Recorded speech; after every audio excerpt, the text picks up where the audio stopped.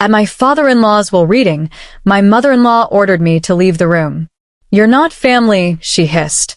But when the lawyer opened the envelope and read the first line, her face went completely white. What he said next made her collapse to the floor. But let me start from the beginning, because this story, my story, isn't just about a will reading or a mother-in-law who hated me. It's about secrets buried for decades, about a man who saw me for who I really was, and about the moment everything I thought I knew about my marriage turned out to be a carefully constructed lie. Before we dive in, if you're enjoying this story, please hit that like button, drop a comment telling me where you're watching from, and don't forget to subscribe with notifications turned on. Your support means the world to me and helps me bring you more incredible stories like this one. My name is Maya Chen. I'm 32 years old, and until 3 weeks ago, I thought I understood my place in the world. I'm a second-generation Chinese American, born and raised in San Francisco's Sunset District. My parents immigrated from Guangzhou in the early 80s, and they worked their entire lives running a small dim sum restaurant on Irving Street. They taught me the value of hard work, respect, and never forgetting where you came from. I met my husband, James Whitmore, 7 years ago at a tech startup where we both worked.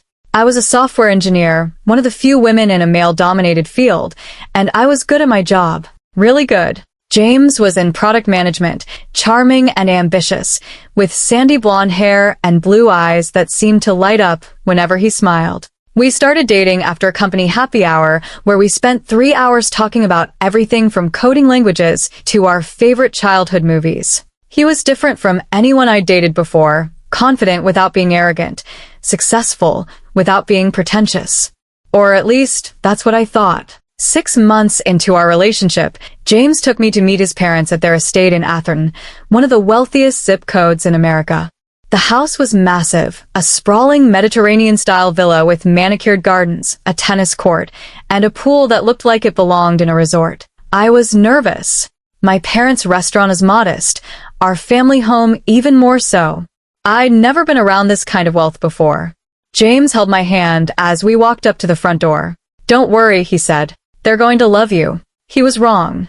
His mother, Constance Whitmore, answered the door herself. She was tall and thin, with perfectly styled silver hair and cold gray eyes that seemed to assess and dismiss me in the same glance. She wore a cream-colored cashmere sweater set and pearls.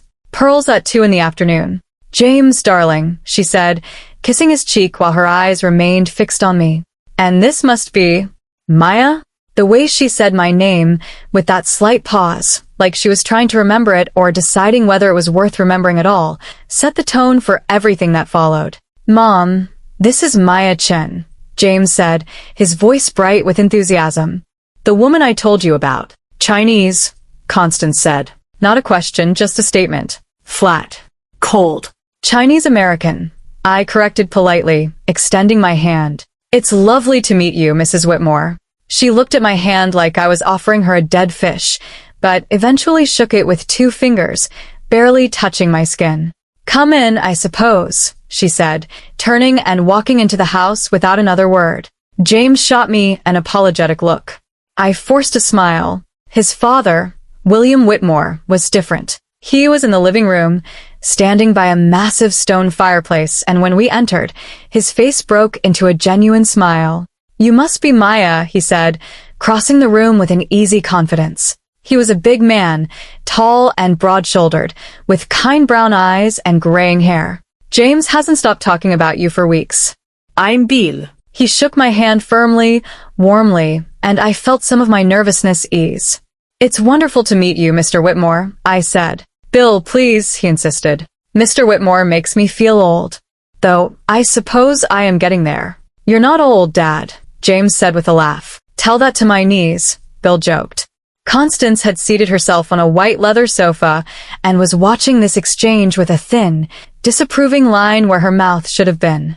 "Well," she said crisply, "shall we have tea? Or would you prefer something else?" "Tea would be lovely," I said. "I'll have cook prepare it," Constance said, reaching for a small bell on the side table. A housekeeper appeared almost immediately, was given instructions in Constance's clipped tone, and disappeared again. The afternoon that followed was excruciating. Constance asked pointed questions about my background. Where did my parents work? What did they do? Did I grow up speaking Chinese? Did I go to church? Each question felt like a test I was failing. Bill tried to smooth things over, asking about my work, showing genuine interest in the projects I was developing at the startup. He was the only reason I made it through that first meeting without making an excuse to leave. When James drove me home that evening, I was quiet. "I'm sorry about my mother," he finally said. "She's traditional. She takes time to warm up to people." "She doesn't like me," I said flatly. "She doesn't know you yet," James countered. "Give it time." "My dad loved you, though. Did you see how much he was laughing at your stories?" I had noticed. Bill had been kind, engaged, genuinely interested in getting to know me. The contrast between him and his wife was stark. "Your father seems like a good man," I said. "He is," James agreed. "The best. He's the reason I wanted you to meet my family. I knew Dad would see what I see in you. How smart you are, how talented, how special." I wanted to believe him.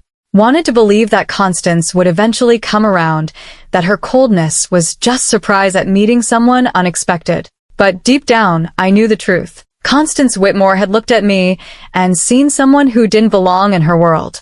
Someone who wasn't good enough for her son. And she was going to make sure I knew it. Over the next year, as James and I got more serious, my relationship with Constance only got worse. Every family dinner was a minefield. Every holiday gathering was an exercise in endurance. She criticized everything about me, my clothes so colorful, my career. Coding seems like such a masculine field.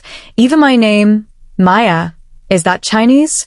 It sounds almost exotic. She never missed an opportunity to mention other women, women from good families, women who attended the right schools, women who belonged to the country club, women who weren't me.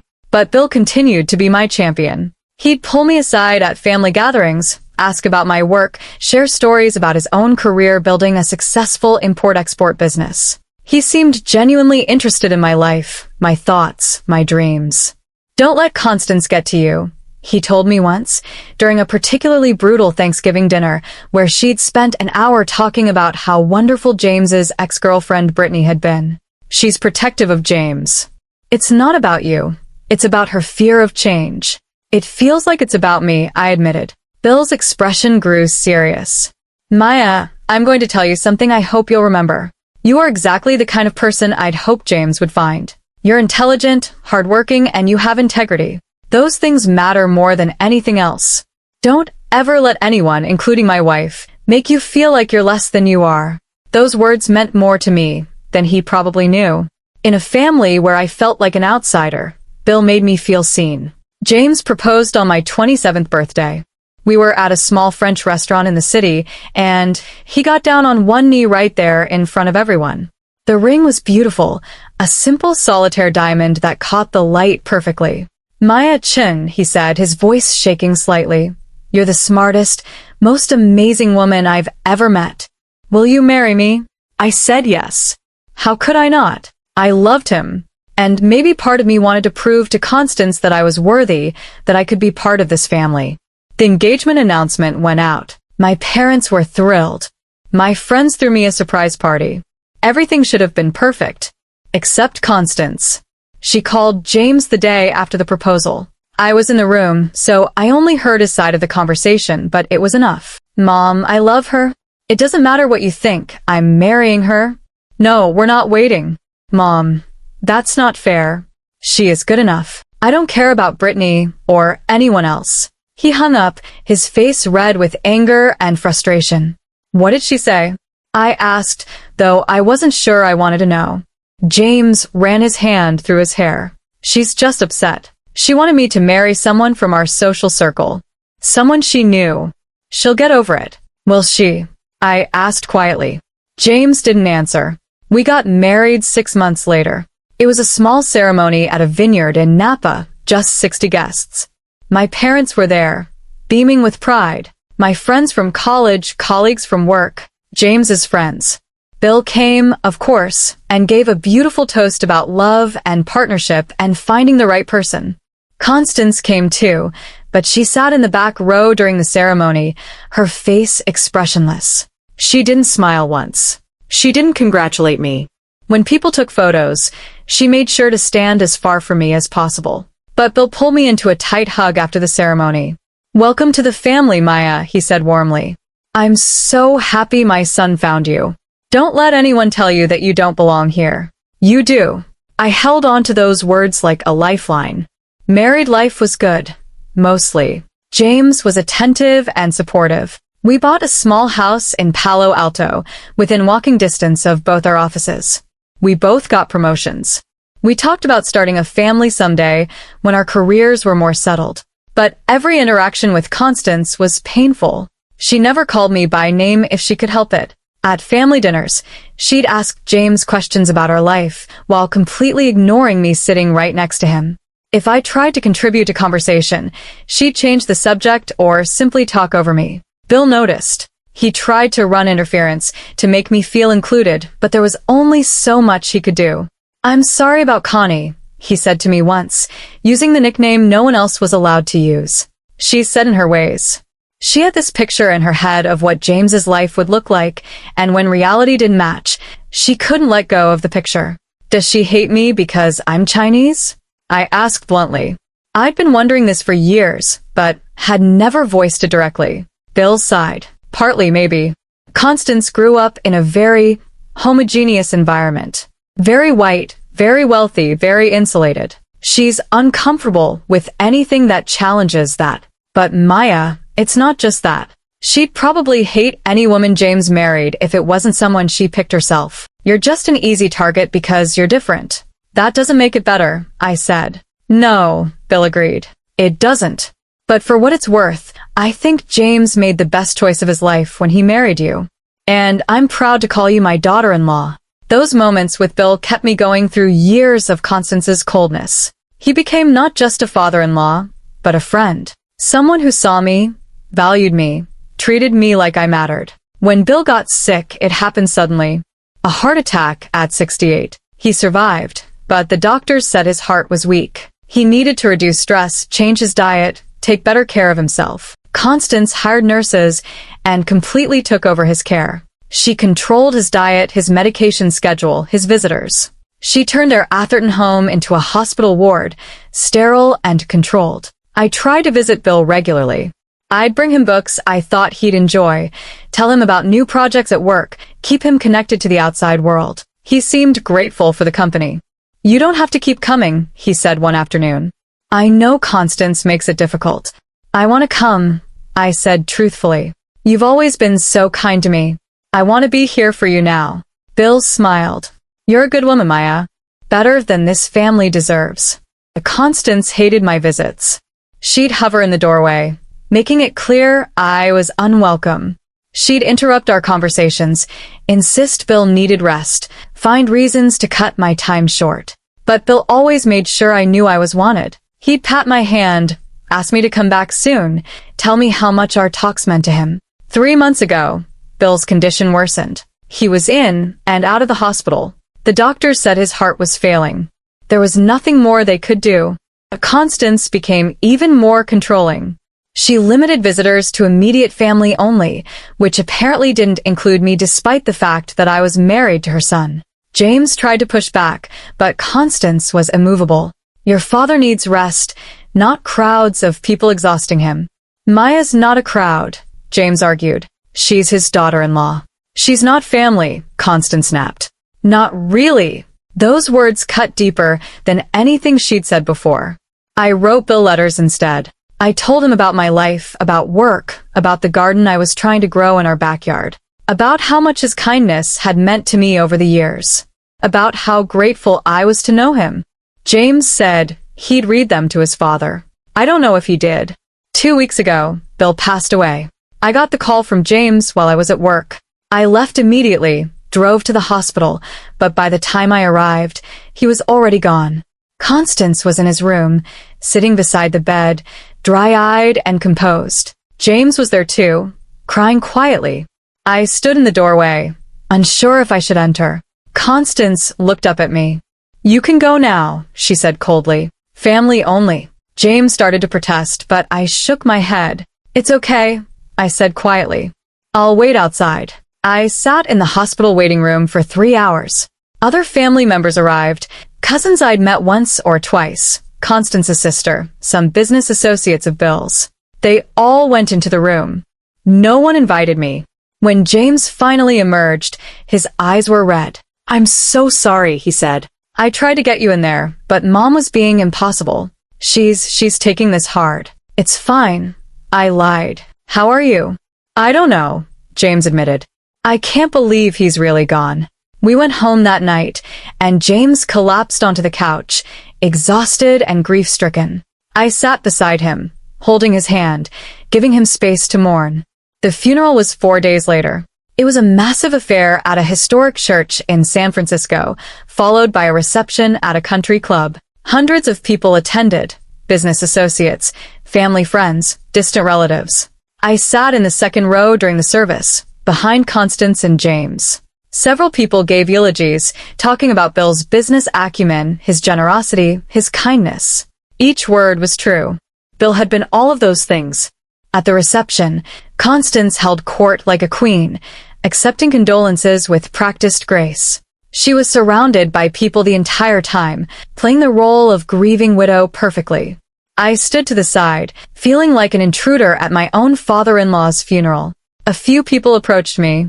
Business associates who remembered meeting me at company parties, distant cousins who'd seen me at family gatherings. They offered condolences, asked how I was holding up, but mostly I was invisible, just as Constance preferred. 1 week after the funeral, James got a call from Richard Preston, the family's longtime attorney. Bill's will was to be read the following Tuesday at 10 in the morning at Mr. Preston's office in San Francisco. "Do I need to come?" asked James. "Of course," he said. "Your family." I wasn't sure about that, but I didn't argue.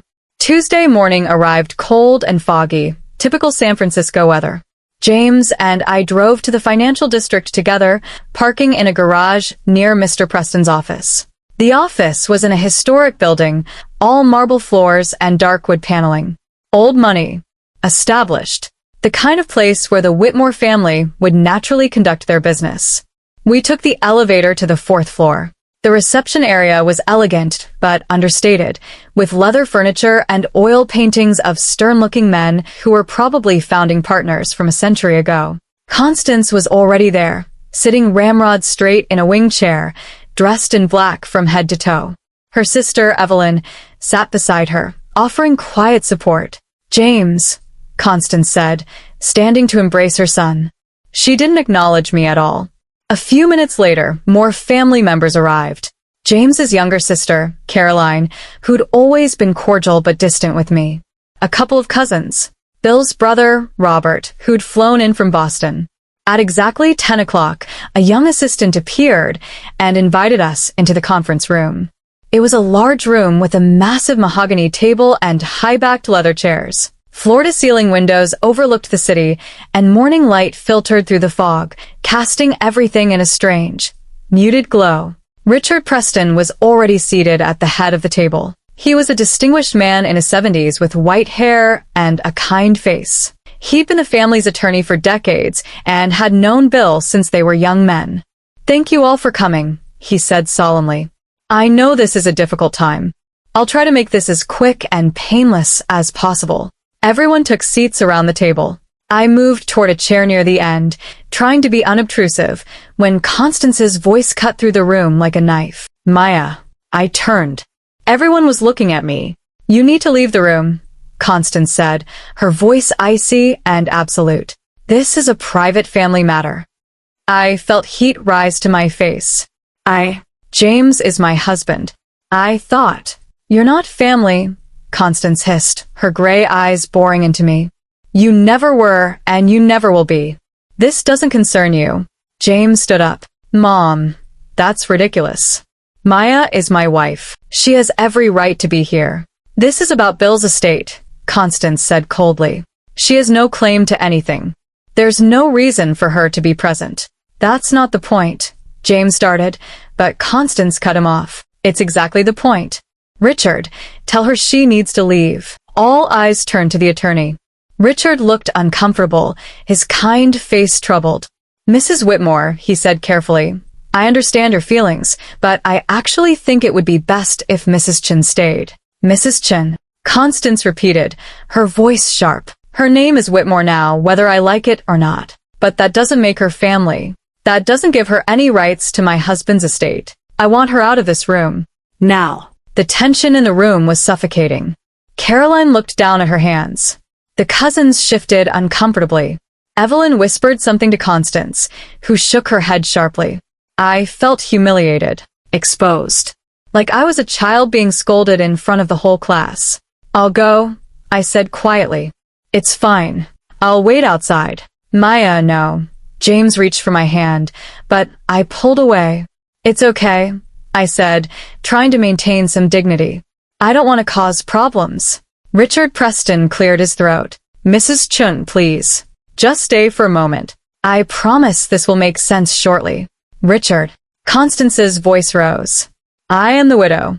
I am telling you, I want that woman out of this room. Are you going to respect my wishes or not? Constance, Richard said, and there was steel in his voice now. I'm going to respect Bill's wishes. And Bill wanted Maya here. In fact, Bill specifically insisted that Maya be present for this reading. So please, everyone, take your seats. We need to proceed. The room went silent. Constance's face turned an alarming shade of red. What are you talking about? Bill wouldn't have. Please sit down, Constance, Richard said firmly. Slowly, everyone returned to their chairs. I sat down too, my heart pounding. Why would Bill have specifically wanted me here? Was there something in the will about me? Some small token, maybe, to show that he'd cared? I couldn't imagine why else my presence would matter. Richard opened a leather folder in front of him and pulled out a thick document. Bill's will, I assumed. Before I begin reading the specific provisions, Richard said, his voice formal and measured, I want to note that William Whitmore updated this will 6 months ago, during his illness. He was of sound mind and body at the time, and the will was witnessed and notarized according to all legal requirements. There can be no question of its validity. Constance leaned forward slightly, her face still flushed with anger, but her eyes sharp with interest. This was what she'd been waiting for, confirmation of her inheritance, her security, her position. Richard opened the document and cleared his throat. The last will and testament of William Marcus Whitmore, he began. Then he looked up at everyone in the room, his gaze lingering on me for just a moment before moving to Constance. This is going to come as a shock, he said quietly. I'm sorry. But these were Bill's explicit wishes. And then he began to read. William Marcus Whitmore, being of sound mind and body, do hereby declare this to be my last will and testament. I revoke all previous wills and codicils. Standard opening language. I barely paid attention, still trying to calm my racing heart from the confrontation with Constance. First, Richard continued, I must address a truth that I have kept hidden for the duration of my marriage. A truth that explains many of the provisions that follow. Constance straightened in her chair. What truth? What is he talking about? Richard's voice remained steady as he read. My marriage to Constance Pemberton Whitmore was never based on love. It was a business arrangement between our families, contracted when we were both very young. I have tried to be a good husband in the practical sense, faithful, providing, respectful. But I have never been in love with my wife, and she has never been in love with me. We both knew this and accepted it as the cost of maintaining our family's social positions and business interests. The room erupted. Constance stood up, so fast her chair fell backward. That's a lie. That's a vicious, disgusting lie. How dare he? Please sit down, Constance, Richard said. There's more. I don't want to hear any more. Constance's voice was shrill now, panicked. This is some kind of forgery. Bill would never. It's his handwriting, Richard said calmly. I have the original document. Multiple handwriting experts have verified it. Constance, please. Sit down. Constance remained standing, but she'd gone pale. All the color had drained from her face. Richard continued reading. However, 7 years ago, I met someone who changed my perspective on what family truly means. My son James brought home Maya Chen, and from the moment I met her, I recognized in her something I valued more than social status or old money or any of the things Constance holds dear. I saw integrity, kindness, Strength of character. I felt every eye in the room turn to me. My hands were shaking. Over the years, Richard read on, I watched as Constance treated Maya with cruelty and disdain. I watched as she made my daughter-in-law feel unwelcome in our family, unworthy of our name. And I did not do enough to stop it. That is one of my greatest regrets. No, Constance whispered. No, this can't be. Maya Chen showed me more genuine kindness during my illness than my own wife did, Richard continued. She visited me when she wasn't allowed. She wrote me letters that made me laugh and think and remember what it meant to connect with another human being. She treated me not as an obligation or a duty, but as a person she genuinely cared about. She is the daughter I always wanted but never had. Tears were streaming down my face now. I couldn't believe what I was hearing. Richard looked up from the document, his eyes meeting mine. Maya, Bill wanted you to know how much you meant to him. And he wanted to ensure that you would be taken care of. Then he turned back to Constance, and his voice became firm again. Therefore, he read, I leave the following provisions. And that's when he said the words that made Constance Whitmore's face go completely white. To my wife, Constance Pemberton Whitmore, I leave the Atherton House and a trust fund providing $50,000 per month for the remainder of her life, on the condition that she never contest this will or take any legal action against Maya Chen Whitmore. Should she violate this condition, her trust fund will be reduced to $10,000 per month. Constance swayed on her feet. To my daughter, Caroline Whitmore, I leave $2 million and my wine collection. To my son, James Whitmore, I leave $5 million and my 50% share of Whitmore Import-Export to be held in trust until he completes a business ethics certification program and demonstrates a commitment to running the company with integrity. Should he fail to meet these conditions within 2 years, his share will be transferred to Maya Chen Whitmore. James's mouth fell open. To my daughter-in-law, Maya Chen Whitmore, whom I consider the truest member of my family despite sharing no blood relation. Richard paused, letting the words sink in. Then he continued, I leave the following, $10 million. My personal collection of first edition books, which we often discussed during my illness. The mountain cabin in Lake Tahoe, which Constance never liked but which Maya expressed admiration for. And finally, the remaining 50% of Whitmore Import-Export to be controlled and managed by Maya as she sees fit. The room exploded into chaos. But I didn't hear any of it, because I was too busy watching Constance Whitmore, the woman who'd spent 7 years treating me like dirt, the woman who'd called me not family just minutes ago, collapse to the floor. And that's when I understood. Bill hadn't just included me in his will as a kind gesture. He'd made me the primary beneficiary of his estate. He'd given me control of the family business. He'd given me power. And he'd given me the ultimate revenge against the woman who'd made my life hell. Constance was being helped back into her chair by her sister, her face ashen, her hands trembling. She looked like she'd aged 10 years in the span of 30 seconds. Caroline was staring at me with her mouth open, shock written across every feature. James looked between me and the attorney, trying to process what had just happened. And I sat there, tears streaming down my face, not from joy or triumph, but from the overwhelming knowledge that someone had seen me, really seen me, and valued me enough to change everything. There's more, Richard said quietly. More? How could there possibly be more? Richard pulled out a separate envelope from his folder. It was cream-colored and had my name written on it in handwriting I recognized. Bill's handwriting. Bill left this personal letter for Maya, Richard said, to be read after the will. Maya, would you like to read it now or take it home? I couldn't speak. I reached out with shaking hands and took the envelope. Now, I finally managed to say, I want to read it now. I opened the envelope carefully, my fingers trembling so badly I almost tore it. Inside was a single sheet of paper covered in Bill's familiar scrawl. And I began to read out loud because somehow I knew Bill would want everyone to hear this.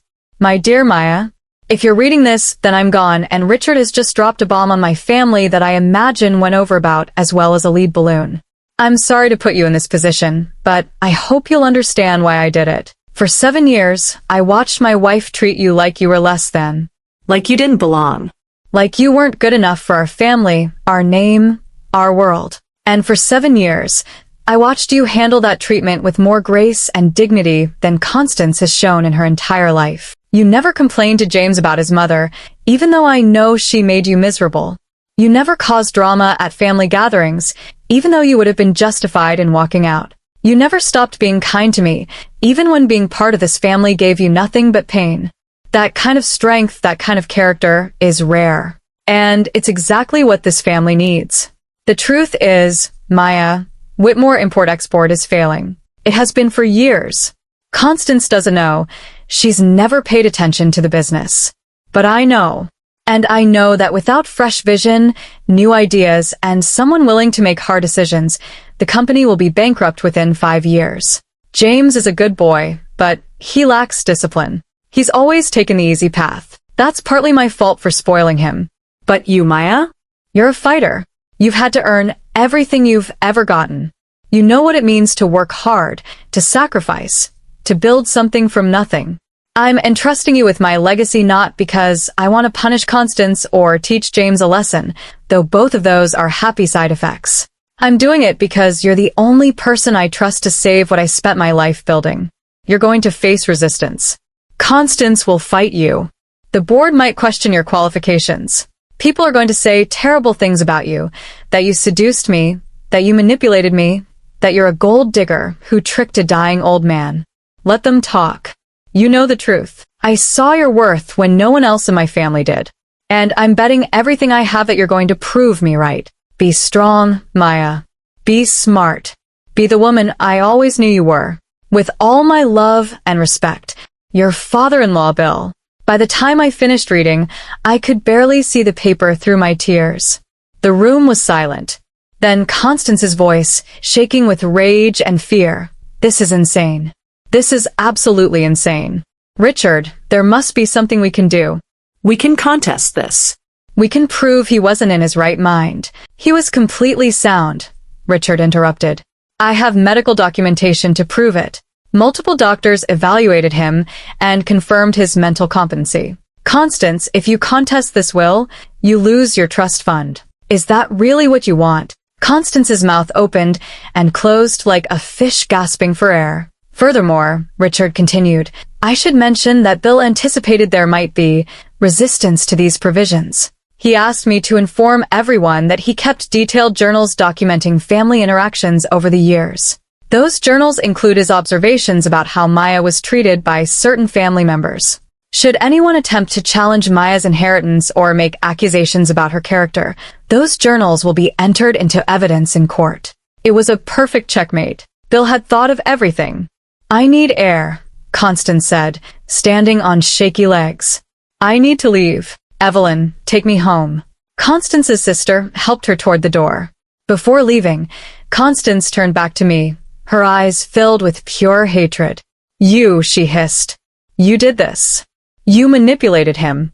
You, mother. James's voice was quiet but firm. Stop. Constance looked at her son, shock replacing the rage on her face. James, surely you can't believe. I believe Dad knew exactly what he was doing, James said. I believe he saw something in Maya that the rest of us were too blind to see. And I believe you've just proven exactly why he made the choices he made. Constance stared at her son for a long moment. Then, without another word, she turned and left, Evelyn hurrying behind her. The room remained silent for a moment after she left. Then Caroline stood up. I need to go too, she said quietly. She paused by my chair, looking down at me. Maya, I'm sorry. For not standing up for you. For letting Mom treat you the way she did. Dad was right about you. I see that now. She left quickly, before I could respond. The cousins and Uncle Robert filtered out after her, each offering brief condolences or awkward acknowledgments before disappearing. Finally, it was just me, James, and Richard in the conference room. I know this is overwhelming, Richard said gently. Take some time to process it. We'll need to meet again to discuss the specifics of managing the estate and the business, but that can wait. For now, just breathe. He gathered his papers and left us alone. James sat down heavily in the chair next to mine. For a long moment, neither of us spoke. Did you know? He finally asked. Did Dad tell you about any of this? No, I said honestly. I had no idea. James, I never wanted any of this. I know, he interrupted. Maya, I know. If anything, this makes sense. Dad always loved you. He always said you were special. I never realized how much he saw. How much he understood about what you were dealing with. Are you angry? I asked quietly. About the business? About him putting conditions on your inheritance. James was quiet for a moment. No, he finally said. I mean, my ego is a little bruised. But honest? Dad was right. I've been coasting my whole life. I've never really had to work for anything. And the business ethics requirement? That's Dad telling me I need to grow up. And he's right about that too. He reached for my hand. Maya, I'm sorry. For all of it. For not standing up to my mother more. For not protecting you better. For taking you for granted because I knew you were strong enough to handle it. Dad saw what I should have seen. That you deserve better than what this family has given you. I squeezed his hand. So what happens now? James looked at me, and there was something new in his eyes. Respect, maybe. Or recognition. Now, he said, now you become one of the most powerful women in San Francisco business. You take over a multi-million-dollar import-export company. And you prove to everyone what Dad always knew, that you're extraordinary. He paused. And I support you. However you need me to. Because that's what husbands should do for their wives. I'm sorry it took my father's death for me to figure that out. We sat there for a while longer, holding hands in that conference room, surrounded by leather and mahogany and the weight of everything that had just changed. Bill had given me more than money or a business or even vindication against Constance. He'd given me permission to stop apologizing for taking up space, to stop shrinking myself to make others comfortable, to stop pretending that being treated badly was somehow my fault. He'd given me power. Not just financial power, but the power that comes from being valued, from being seen. And he'd given me a responsibility to save what he'd built, to prove myself, to be the person he believed I could be. As we left Richard Preston's office and walked out into the foggy San Francisco morning, I felt like I was stepping into a completely different life than the one I'd woken up to. I was no longer just Maya Chin, the daughter-in-law who didn't quite belong. I was Maya Chin Whitmore, majority stakeholder in Whitmore Import-Export, and the real battle was about to begin. Because Constance Whitmore wasn't going to accept this quietly, and I was going to have to be ready. The first person to contact me after the will reading wasn't Constance or any family member. It was the media. A reporter from the San Francisco Chronicle called my cell phone at 7 the next morning. I don't know how they got my number, but their message was blunt. Miss Chin, we're running a story about William Whitmore's surprising will provisions. Would you like to comment? I hung up without responding. Within hours, the story was everywhere. Not just local news, but business publications, social media, even a mention on a national morning show. The headlines were sensational. Tech engineer inherits millions from father-in-law in shocking will. Silicon Valley software developer takes control of historic import business. The daughter-in-law who got everything. Inside the Whitmore family drama. Most articles painted me as either a calculating gold digger who'd manipulated a dying man, or a Cinderella figure who'd finally gotten recognition after years of mistreatment. Neither version felt true, but the second was at least closer to reality. My phone wouldn't stop buzzing. Reporters, old college friends I hadn't spoken to in years, distant acquaintances suddenly wanting to reconnect. Even people from my parents' restaurant, calling to congratulate us on our good fortune. I turned my phone off and sat in my home office, staring at Bill's letter. I'd read it at least 20 times since yesterday, trying to understand the full weight of what he'd done. He hadn't just left me money. He'd left me a responsibility. A company that was failing. A legacy that needed saving. And the expectation that I would somehow figure out how to do it. I was a software engineer, not a businesswoman. I knew code, algorithms, product development. What did I know about import-export? About international trade regulations and shipping logistics and supply chain management? But Bill had believed I could do it. And after everything he'd done for me, I couldn't let him down. James found me there around noon. He'd been dealing with his own flood of calls and messages. How are you holding up? He asked, sitting down across from me. Overwhelmed, I admitted. James, I don't know anything about running a company. Your father had faith in me, but I'm terrified I'm going to let him down. You won't, James said confidently. Dad was a lot of things, but he wasn't foolish. If he thought you could do this, then you can. Besides, you're not alone. I'll help however I can. Even though the will basically said you're not ready to help run the company? I asked gently. James winced. Ouch. But fair. Look, Dad was right about that too. I've been playing at my career, not really taking it seriously. But this is real. And I want to prove to you, and to Dad's memory, that I can step up. I reached across and squeezed his hand. Thank you. I'm going to need all the support I can get. Have you heard from my mother? He asked. No. You? She's called 6 times. I haven't answered. James ran his hand through his hair, a nervous gesture I recognized. I don't know what to say to her. She's furious. Caroline told me Mom spent all of yesterday screaming about how we need to contest the will. Can she? I asked, worry creeping into my voice. Richard said no. Not without losing her trust fund. And Mom's not stupid. She's not going to risk $50,000 a month. James paused. But that doesn't mean she's just going to accept this. She's going to make your life difficult, Maya. She's going to fight you in every way she can without technically violating the will. I know, I said quietly, but I'm not backing down. Not this time. The next morning, I met with Richard Preston at his office to discuss the practical aspects of my inheritance. He'd brought in one of his partners, a sharp woman named Elizabeth Wong who specialized in business law. First things first, Richard said, sliding a stack of documents across the table. These are the preliminary transfer papers for the business shares. You'll officially take ownership of your 50% in 30 days, after the probate period. What happens during those 30 days? I asked.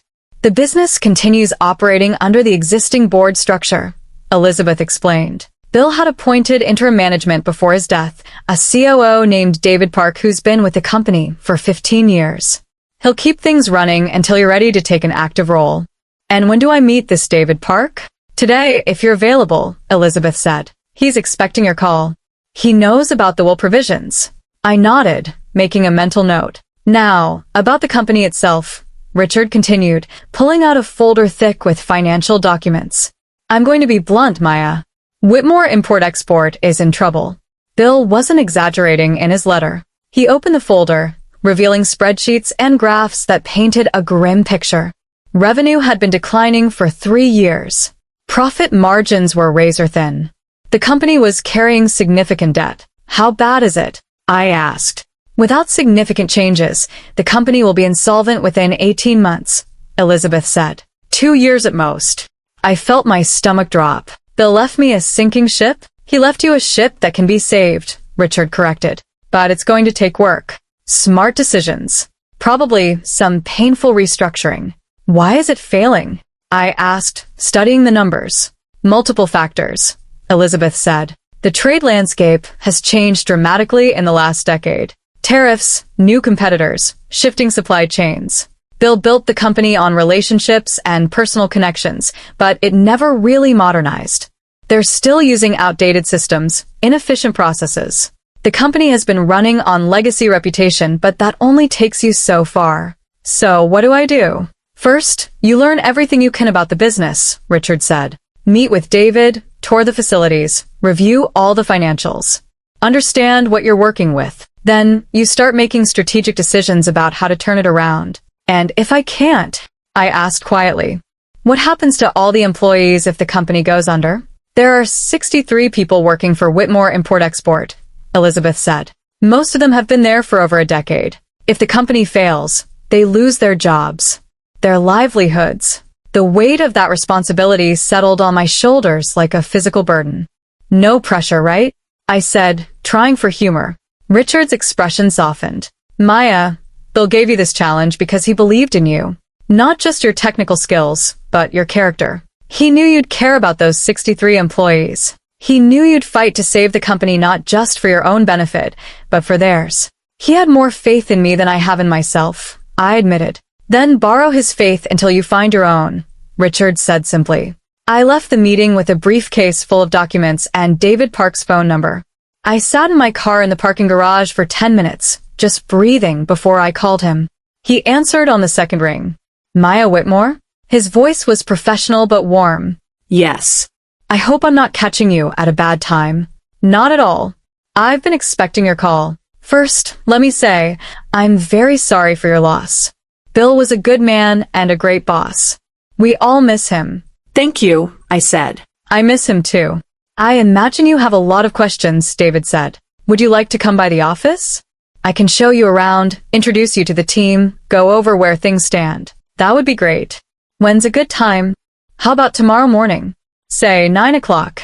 We agreed on the time, and he gave me the address. The office was in South San Francisco, near the docks. That evening, I told James about the meeting. We were in the kitchen, and I was stress cooking, making dumplings the way my mother had taught me, the repetitive motion helping to calm my racing thoughts. Do you want me to come with you? James offered. I considered it. No. I think I need to do this on my own. Establish myself as the new owner, not as someone's wife. James nodded. That makes sense. But Maya? Don't try to do everything alone. Dad left you in charge, but that doesn't mean you can't ask for help. In fact, I think one of the reasons he structured things the way he did is because he wanted you and me to work together. He made us both prove ourselves. You mean the business ethics requirement? Yeah. I looked into it. There are several programs I could take. Most are 6 months to a year long. I was thinking about doing one through Stanford. I looked at him, surprised. You're actually going to do it? Of course, James said. Maya, I know I've been coasting. I know I've been taking the easy path. But this, Dad's death, the will, seeing how much faith he had in you, it's a wake-up call. I want to be better. For you, for Dad's memory, for myself. I put down the dumpling I was folding and hugged him. I'm proud of you. Don't be proud yet, he said with a slight laugh. Wait until I actually finish the program and prove I can help run the company. The next morning, I dressed carefully for my first visit to Whitmore Import-Export. Professional but not stuffy, a navy blazer, black pants, simple jewelry. I wanted to look like I belonged there. The office was in an industrial building near the waterfront. Nothing fancy, but solid, established. The kind of place that had been around for decades. David Park met me in the lobby. He was in his 40s, Korean-American, with kind eyes behind stylish glasses. He shook my hand warmly. Welcome to Whitmore, he said. Can I get you coffee before we start the tour? That would be great. Thank you. He led me through the building, explaining as we went. The first floor was mostly warehouse space, shelves stacked with goods waiting for shipment or just arrived. The second floor was offices, accounting, customer service, sales, management. We handle imports primarily from East Asia, David explained. Electronics, textiles, some specialty foods. Bill built most of our relationships in China and Japan back in the 80s and 90s. How have those relationships held up? I asked. David hesitated. Some are still strong. Others not so much. A lot of our original contacts have retired or passed away. Their children took over the businesses, and they don't have the same personal connection to Bill or to Whitmore. So, we're losing accounts? We've lost several in the past 2 years, David admitted. And the ones we've kept are negotiating harder on prices, demanding better terms. It's getting difficult to maintain our margins. We reached his office, and he poured us both coffee from a pot that looked like it had been sitting there since morning. I'm going to be honest with you, Maya, David said, sitting down behind his desk. When Bill told me about the will provisions, I was surprised. Not because I don't think you're capable, but because this is a tough situation. The company is struggling, and it's going to take serious work to turn it around. I know, I said. I've seen the financials. It's bad. It's not hopeless, David said, but we need to make changes. Big changes. And that's going to be hard, especially given. He trailed off, looking uncomfortable. Given that I'm an outsider? I finished for him. Given that I don't have experience in this industry? Given that half the board probably thinks I don't belong here? David winced. I wasn't going to put it quite that bluntly, but yes. I appreciate your honesty, I said. So, tell me, what do you think needs to change? David pulled out a laptop and opened a presentation. For the next hour, he walked me through his analysis of the company's problems and his ideas for solutions. We needed to modernize our systems, move to cloud-based inventory management, implement better tracking and logistics software. We needed to diversify our supplier base, not rely so heavily on a handful of aging relationships. We needed to expand into new markets. Consider importing from Southeast Asia, maybe even Africa. And we needed to cut costs, which might mean reducing staff. That last part made my stomach churn. How many people would we need to let go? I asked. Probably 10 to 15 positions, David said. Mostly redundant roles or departments that aren't generating enough revenue to justify their costs. That's almost a quarter of our workforce. I know, David said. But Maya, if we don't make cuts now, we might lose everyone's jobs in a year. Sometimes you have to amputate a limb to save the body. I knew he was right, but that didn't make it easier. Can I meet the staff? I asked. Before I make any decisions about restructuring, I want to know who we're talking about. Of course, David said. Actually, I've called an all-hands meeting for this afternoon. I thought it would be good for everyone to meet you officially.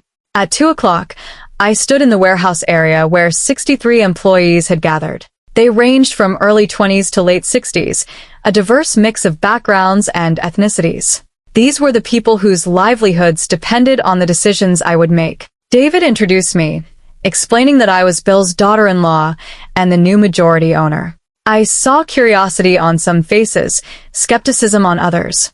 I took a breath and stepped forward. Thank you all for coming, I said. I know this is strange. Most of you probably don't know me. I'm not from this industry. I've never worked in import-export. And I'm sure some of you are wondering what qualifies me to run this company. I saw a few nods. At least they were honest. The truth is, I asked myself the same question. I continued. Bill Whitmore left me this responsibility, and my first reaction was fear. Fear that I wasn't capable. Fear that I'd fail him and all of you. But then I realized something. Bill didn't choose me because I was an expert in imports. He chose me because I understand what it means to build something from scratch, to work hard for everything you have, to value people over profits. He chose me because he trusted me to care about this company and everyone who works here. I'm not going to lie to you. This company is in trouble. We're losing money. We're losing market share. If we don't make changes, we might not survive. And that terrifies me, because I know 63 families are counting on Whitmore for their income. So here's my promise to you. I'm going to work harder than I've ever worked in my life to save this company. I'm going to learn everything I can about this industry. I'm going to make tough decisions, and not all of them will be popular. But I will always be honest with you, and I will always put the long-term health of this company and the well-being of our employees first. I paused, looking around the room. I need your help. I need your expertise, your knowledge, your ideas. Some of you have been here since Bill founded this company. You know things I'll never learn from a spreadsheet. So please talk to me. Tell me what's working and what's not. Help me save this place. There was silence for a moment. Then a woman in her 60s, sitting in the front row, raised her hand. Yes, I said. I'm Martha Flores, she said. I've worked in shipping for 30 years. And I just want to say, it's about damn time someone addressed the problems here instead of pretending everything's fine. I'm willing to help however I can. A few people clapped. Then a few more. Soon the whole room was applauding, and I felt tears prick my eyes. Maybe I could do this after all. After the meeting, several employees came up to introduce themselves and share ideas. Martha Flores pulled me aside and gave me a thick folder. What's this? I asked. Documentation of every inefficiency in our shipping department, she said. I've been keeping notes for 3 years trying to get Bill to make changes. He was a good man, but he was resistant to change. Maybe you'll listen. I will, I promised.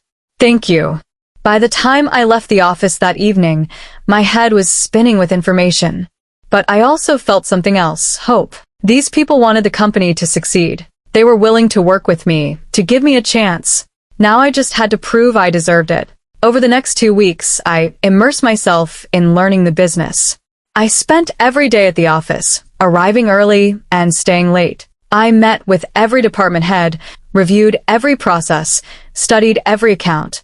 David became my mentor, patiently explaining the intricacies of international trade. Martha showed me how the shipping department worked and didn't work. The sales team walked me through their customer relationships and where they were vulnerable. At night, I went home exhausted but energized. James was supportive, cooking dinner when I worked late, listening when I needed to talk through problems. But through all of this, there was one conspicuous absence: Constance.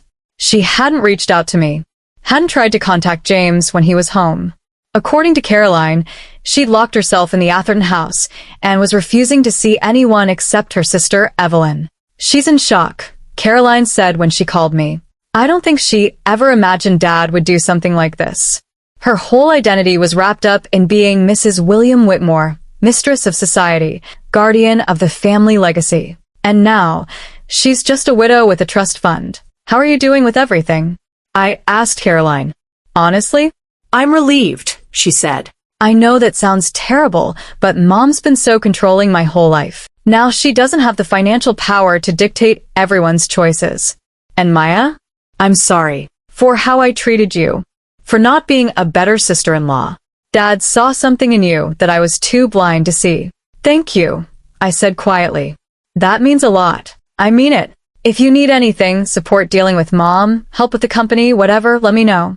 The call ended, and I felt a strange sense of things shifting. Bill's death had fractured the family, but maybe it was also forcing everyone to reevaluate their relationships. On Friday of my second week at Whitmore, I got an unexpected visitor. I was in Bill's old office, now my office, though it still felt strange to claim it, when David knocked on the door. "Maya, there's someone here to see you," he said. "Constance Whitmore." My heart sank. "Is James with her?" No. "She's alone." I took a breath. Okay. "Send her in." A moment later, Constance walked into the office. She looked different than the last time I'd seen her, thinner, paler, older somehow. But her eyes still held that cold, assessing quality I knew so well. She stood in the doorway, taking in the office. Bill's desk, now mine. His books, his mementos, his space. "Sit down, Constance," I said, gesturing to the chair across from the desk. She remained standing. "I won't stay long. I just came to see it for myself. To see you sitting in his chair, pretending to be something you're not." "I'm not pretending anything," I said calmly. "Bill left me this company. I'm doing my best to save it." "You manipulated him," Constance said, her voice shaking. "A dying man. You saw an opportunity and you took it." "No," I said firmly. "I cared about him. He was the only person in your family who ever treated me like I mattered. And he saw what you refused to see, that I'm capable of more than you ever gave me credit for." "You're a software engineer," Constance spat. "What do you know about running a business like this?" I'm learning, I said. "And I'm going to succeed. Not to spite you, but because 63 people are counting on me." Constance's expression twisted into something ugly. "You think you've won. You think Bill's little stunt has put you above me. But you're wrong. You'll never be family. You'll never belong. And eventually you'll fail, and everyone will see that Bill made a terrible mistake. If that's what you need to believe," I said quietly. "But Constance? Bill didn't make a mistake. He saw me clearly. The question is, why couldn't you?" Constance's face flushed red. "I could contest the will. I could fight you." "You could," I agreed. "And you'd lose your trust fund. Is it worth it?" She stood there, trembling with rage and impotence. Then, without another word, she turned and walked out. I sat at the desk, my hands shaking. I'd stood up to her. For the first time in 7 years, I hadn't backed down. It felt terrifying and exhilarating all at once. That evening, I told James about the confrontation. "I'm sorry," he said. "I should have been there." "No," I said. "I needed to face her alone. I needed her to see that I'm not afraid of her anymore." "Are you afraid?" James asked. I thought about it. A little. Not of Constance specifically, but of failing. Of letting Bill down. Of not being able to save the company. "You're not going to fail," James said. "I've watched you these past 2 weeks. You're amazing, Maya. You're learning faster than anyone I've ever seen. You're asking the right questions. Making the right connections. The staff respects you. They barely know me. They know enough," James said. "They know you care. That you're willing to work hard. That you're not just in this for the money. That matters more than experience. I hoped he was right. The next week, I made my first major decision as owner of Whitmore Import-Export. I called a board meeting, the first since Bill's death. The board consisted of 5 people: David Park, 2 longtime business associates of Bill's, and Constance and James. When Constance walked into the conference room and saw me sitting at the head of the table, Bill's spot, I saw her jaw tighten. But she sat down without comment. "Thank you all for coming," I said once everyone was seated. "I know this is an unusual situation. I'm the new majority owner, but I'm also new to this industry. I want to be upfront about that." I pulled up a presentation on the screen, something I'd worked on for days with David's help. Over the past 3 weeks, I've done a deep dive into the company's operations, and I've identified several areas where we need to make immediate changes if we want to survive. I walked them through my findings: the inefficiencies in shipping, the outdated technology, the over-reliance on aging relationships with suppliers, the need to diversify our product lines and markets. "This is going to require investment," I said. "New systems, new partnerships, new approaches. But I believe it's necessary." One of the old business associates, a man named Thomas who'd known Bill for 40 years, spoke up. "With all due respect, Maya, these are significant changes. Bill built this company on relationships and trust. You're talking about essentially rebuilding everything." "I'm talking about saving the company," I corrected gently. "Bill knew it was failing. That's why he left it to me. He wanted someone who could make hard decisions. Or he was a sick old man who made an emotional choice," Constance said coldly. It was the first time she'd spoken. Everyone turned to look at her. "Mother," James warned. "I'm just saying what everyone's thinking," Constance continued. "Bill left his life's work to a woman with no experience in this industry. It's a disaster waiting to happen." "Then what do you propose?" I asked calmly. "That we keep doing things the way we've always done them and go bankrupt in a year? That we let 63 people lose their jobs because we were too proud to change?" Constance had no answer to that. "The company is mine now," I said firmly. "I'm not asking for permission. I'm informing you of my decisions as a courtesy.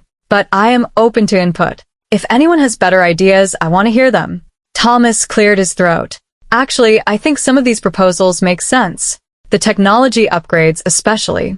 We've been behind the curve for years." The other business associate, a woman named Patricia, nodded. "I agree.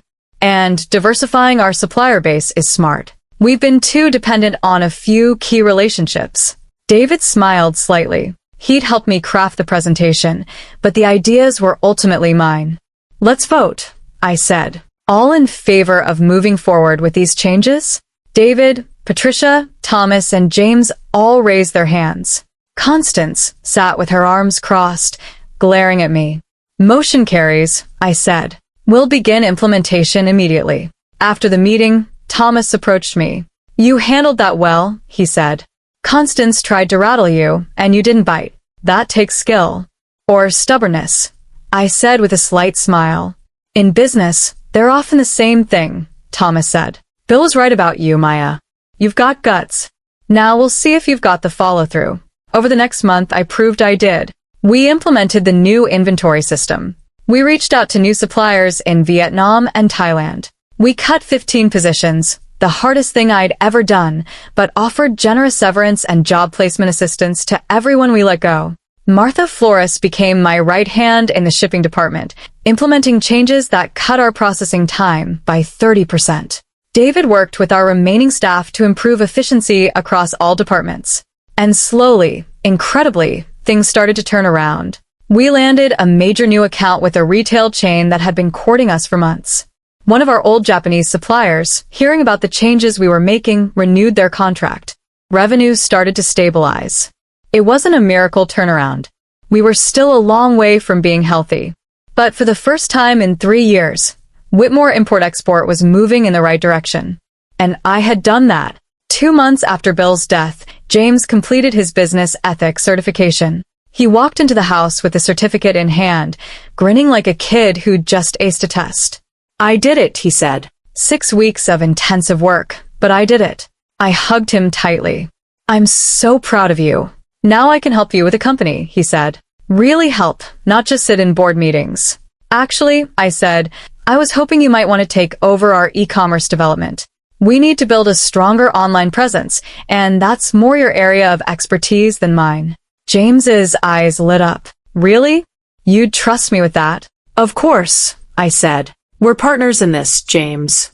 Bill wanted us to work together, and we did. James dove into developing a comprehensive online strategy for Whitmore. I focused on operations and supplier relationships. Together, we made a good team, better than either of us would have been alone. But through all the progress, all the small victories, there was one constant shadow: Constance. She showed up at every board meeting, voting against every proposal I made. She made snide comments to other board members about my inexperience. She tried to turn Bill's old business associates against me. It didn't work. The company's improving numbers spoke for themselves, but it was exhausting to constantly defend myself. And then one Tuesday afternoon, I got a call from Richard Preston. "Maya, we need to talk," he said. "Constance has done something. Something I'm not sure is legal, but it's definitely going to cause problems." My stomach dropped. "What did she do?" "She's given an interview to the Wall Street Journal. About Bill, about the will, about you. It's going to run tomorrow morning." I closed my eyes. "What does it say?" "I haven't seen the full article yet," Richard said. "But my contact at the Journal gave me a heads up. It's not flattering. Constance is claiming you manipulated Bill, that the will doesn't reflect his true wishes, that you're running the company into the ground." "But the company is improving," I said. "The numbers prove it." "She's not interested in facts," Richard said. "She's interested in destroying your reputation." "And Maya?" "This is going to get ugly." That night, I barely slept. I kept imagining what the article would say, how it would paint me, what damage it would do to the company, to our relationships with clients and suppliers. The article came out at 6 a.m. James pulled it up on his tablet while we were still in bed. "Widow questions late husband's controversial will, claims daughter-in-law manipulated dying man." The article was even worse than I'd feared. Constance portrayed herself as a grieving widow betrayed by her husband's irrational final wishes. She claimed I'd isolated Bill during his illness, fed him lies about her, and convinced him to cut her out of the business she'd helped build. None of it was true, but it was convincing. "We need to respond," James said, his face red with anger. "We need to tell the truth." "No," I said quietly. "We don't." "What?" "Maya, she's lying about you. About Dad. We can't just let this stand." I looked at him. "If we respond, we get into a public fight. It becomes he said, she said. And Constance has nothing to lose. She's already lost her position, her power. She can say whatever she wants. But I have a company to run. Employees depending on me. If I get dragged into a media war, it hurts everyone. So what do? I keep working," I said. "I keep making the company better. I let my actions speak louder than her words." James stared at me. "When did you become so wise?" "When I didn't have a choice," I said. The article caused a stir, as expected. More media requests, more speculation. But something unexpected happened. Bill's old friends and business associates started speaking up. Thomas gave an interview defending the will and praising the changes I'd made. Patricia wrote an op-ed about the importance of fresh leadership. Even Martha Flores was quoted in a business journal talking about how I'd listened to employees and improved morale. And David Park gave an interview that went viral. Bill Whitmore was the smartest businessman I ever knew. If he chose Maya Chen to run his company, then that's all the endorsement she needs. The results speak for themselves. Slowly, the narrative shifted. I stopped being the gold digger who'd manipulated a dying man and became the underdog who'd stepped up when no one believed in her. 3 months after Bill's death, Whitmore Import-Export had its first profitable quarter in 3 years. I was in my office when David brought me the numbers, grinning from ear to ear. "We did it," he said. "We're actually making money." I looked at the spreadsheet, hardly believing what I was seeing. "How much?" "Not a lot yet," David admitted. "But we're in the black. For the first time since I can remember." I felt tears welling up. "Bill was right," I whispered. "We could save it." "You saved it," David corrected. "Bill gave you the opportunity, but you did the work." That night, James and I celebrated with champagne and takeout Chinese food from my parents' restaurant. "I wish Dad could see this," James said, raising his glass. He'd be so proud. I think he knew, I said. I think that's why he trusted me with this. He knew I wouldn't give up. We clinked glasses, and I felt something I hadn't felt in months. Peace. The battle with Constance wasn't over. She'd probably never accept me, never stop fighting. But it didn't matter anymore. Idebrotting. To myself, to the employees, to everyone who doubted me, that I belonged here. Bill had given me more than an inheritance. He'd given me a chance to discover who I really was. And I was just getting started. The profitable quarter was just the beginning. Over the next 3 months, Whitmore Import-Export continued to improve. We secured 2 more major accounts. Our new Vietnamese suppliers proved reliable and cost-effective. The technology upgrades Martha had championed reduced our shipping errors by 40%. But success, I was learning, came with its own complications. It started with the expansion proposal. David and I had been working on a plan to open a small office in Seattle to better serve our Pacific Northwest clients. It would require significant investment, nearly $2 million for the office space, staff, and initial operations. I presented the plan at a board meeting in early September, 6 months after Bill's death. This is a strategic expansion, I explained, walking the board through the projections. Seattle has been an underserved market for us. With a physical presence there, we can increase our revenue in that region by an estimated 30% within 2 years. Thomas studied the numbers carefully. The projections look solid. What's the timeline for break-even? 18 months, David said. Maybe less if we hit our targets. Patricia nodded thoughtfully. I like it. It's ambitious but calculated. Exactly the kind of move Bill would have made when he was building the company. Then Constance spoke. $2 million is a lot of money to gamble on a maybe. It's not a gamble, I said evenly. It's a calculated investment based on market research and client feedback. You've been running this company for 6 months, Constance said coldly. And you want to spend $2 million on an expansion? That's reckless. 1 profitable quarter doesn't mean we're out of the woods, she continued. What happens if the Seattle office fails? What happens to those $2 million? That's why we've done extensive research, I said. The risk is minimal compared to the potential reward. Says the woman with no business experience. Constance shot back. James leaned forward. Mom, that's not fair. Maya has proven herself. The company is doing better than it has in years.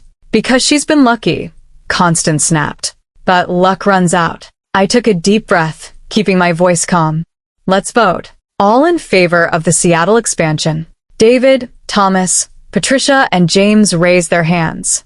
Constance sat with her arms crossed, her face a mask of barely contained fury. Motion carries, I said. We'll begin preparations immediately. After the meeting, Constance cornered me in the hallway outside the conference room.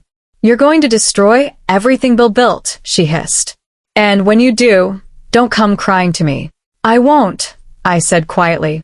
Because I'm not going to fail. She looked at me with pure hatred. We'll see. The Seattle office opened in November. The first month was rocky, finding the right staff, working out logistics issues, building local relationships. But by the second month, we were already seeing positive results. Then came the phone call that changed everything. It was a Tuesday morning in early December. I was in my office reviewing supplier contracts when David burst in without knocking, his face pale. Maya, we have a problem. A big problem. My stomach dropped. What's wrong? I just got off the phone with customs. There's been an issue with our latest shipment from China. They're saying the documentation doesn't match the cargo. What does that mean? It means they think we're smuggling something. They've seized the entire shipment pending investigation. I felt the blood drain from my face. Smuggling? That's impossible. We don't.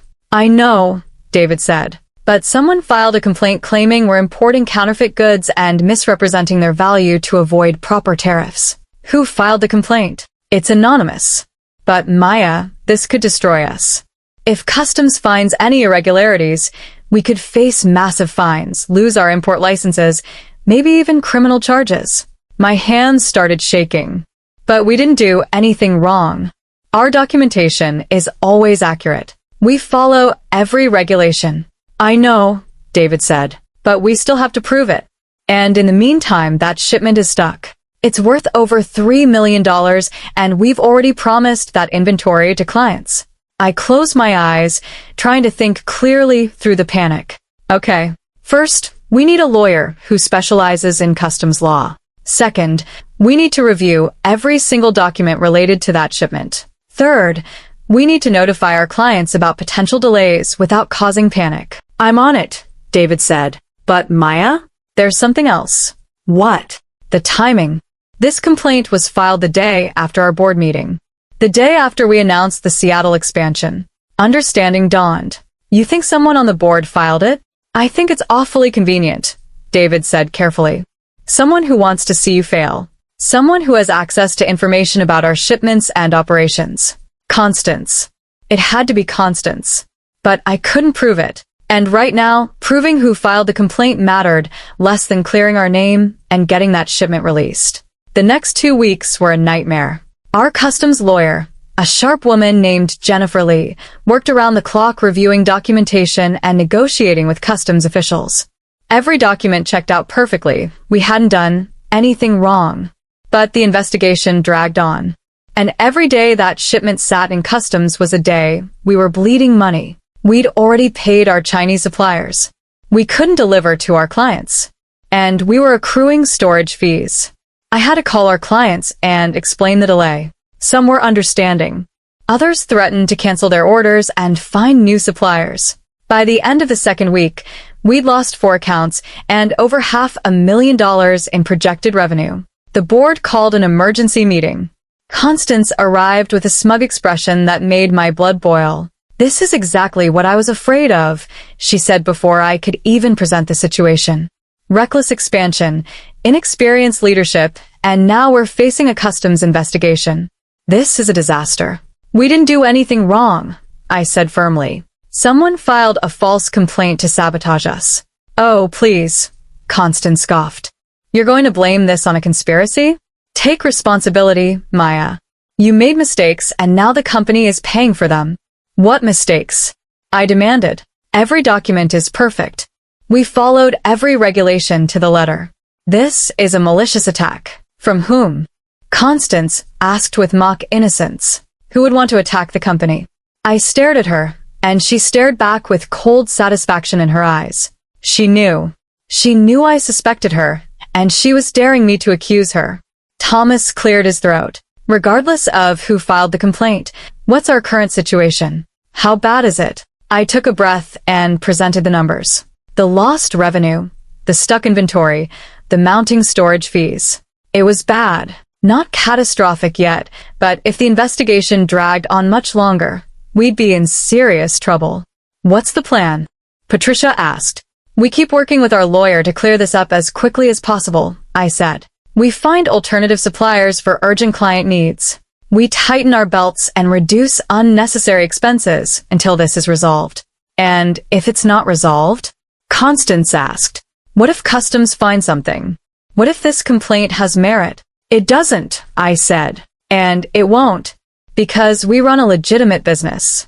But doubt had been planted. I could see it in Thomas's expression, in the way Patricia wouldn't quite meet my eyes.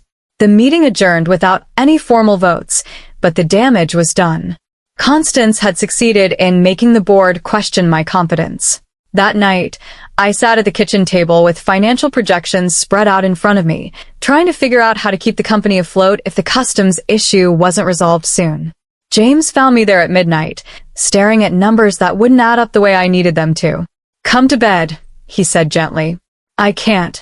I need to figure this out. Maya, you're exhausted. You haven't slept more than 4 hours a night in 2 weeks. I can't let the company fail, I said, my voice breaking. 63 people depend on me. Bill trusted me. I can't let him down. James pulled up a chair and sat next to me. You're not letting anyone down. Someone is sabotaging you. That's not your fault. I can't prove it was your mother, I said. I know it was, James said quietly.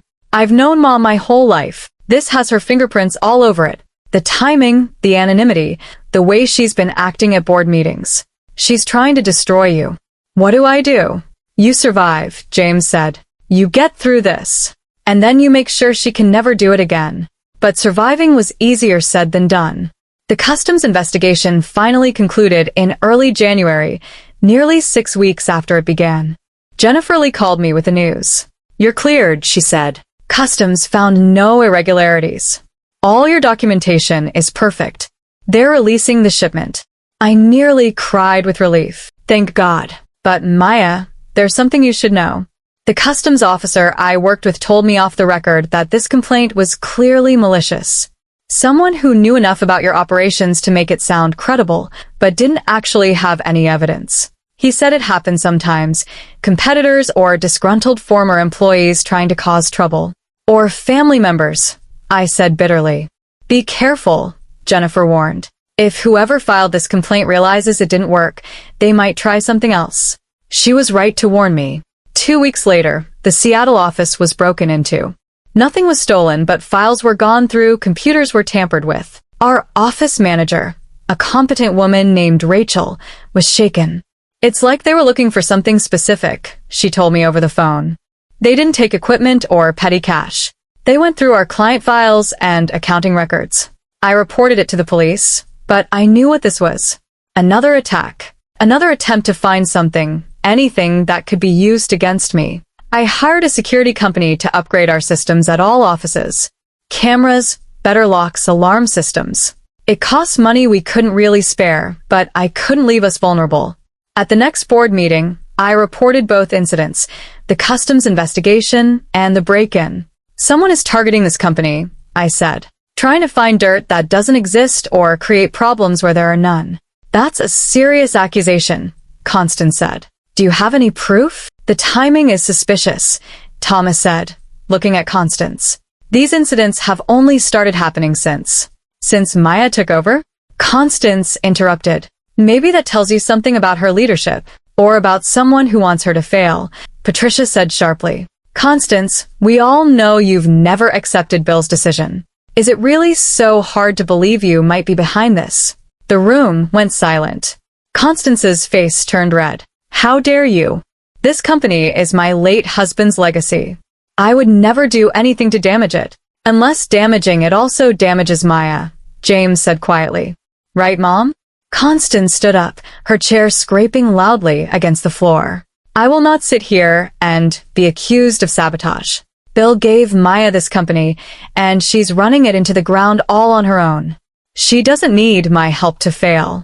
She grabbed her purse and walked out of the meeting. Thomas looked at me. "Maya, do you want to pursue this? We could launch an investigation, try to prove she's behind the complaints and the break-in." I thought about it, about the time and money it would cost, about how it would look, the daughter-in-law going after the widow, about how it would distract from the actual work of running the company. "No," I finally said. "We don't have proof, and trying to get it would only create more drama. I'll handle Constance my own way." "Which is?" Patricia asked. "By succeeding," I said. "By making this company so successful that nothing she does can touch us." But Constance wasn't done yet. In February, I got a call from our biggest client, a major retail chain called Pacific Home Goods. They represented almost 20% of our revenue. "Maya, I'm sorry to do this," their purchasing director said, "but we're going to have to put our orders on hold for a while." My heart sank. "Can I ask why?" "We've received some concerning information about Whitmore's business practices. Anonymous tips about quality control issues, missed deadlines, financial instability. We need to do our due diligence before we continue the partnership." "Those tips are lies," I said. "Our quality control is excellent. We've never missed a deadline with you. And our finances are strong." "I believe you," he said, "but my boss doesn't want to take any risks. Give us a month to verify everything, and if it all checks out, we'll resume orders." A month. A month without 20% of our revenue. I hung up the phone and put my head in my hands. This was the crisis moment, the point where I could either break or fight back harder than ever. I chose to fight. I called David into my office. "Someone is sending our clients false information about us. We need to go on offense." "What do you have in mind?" "We need testimonials. From every satisfied client, every reliable supplier, every employee who can vouch for our operations. We need documentation of every on-time delivery, every quality product, every success we've had." And we need to proactively send it to all our major clients before they hear lies. That's going to take a lot of work, David said. Then we'd better get started. Over the next week, Martha, David, and I worked like machines. We compiled data on every shipment for the past year. We contacted clients for testimonials. We documented our quality control processes, our safety records, our financial health. And we sent packets to every major client, along with a personal letter from me. Dear valued partner, it has come to our attention that malicious actors have been spreading false information about Whitmore Import-Export's business practices. We want to address these rumors head-on with facts. Enclosed you will find comprehensive documentation of our operations, including quality control records, on-time delivery statistics, financial statements, and testimonials from satisfied clients. We are proud of the work we do and the relationships we've built. If you have any questions or concerns, please contact me directly.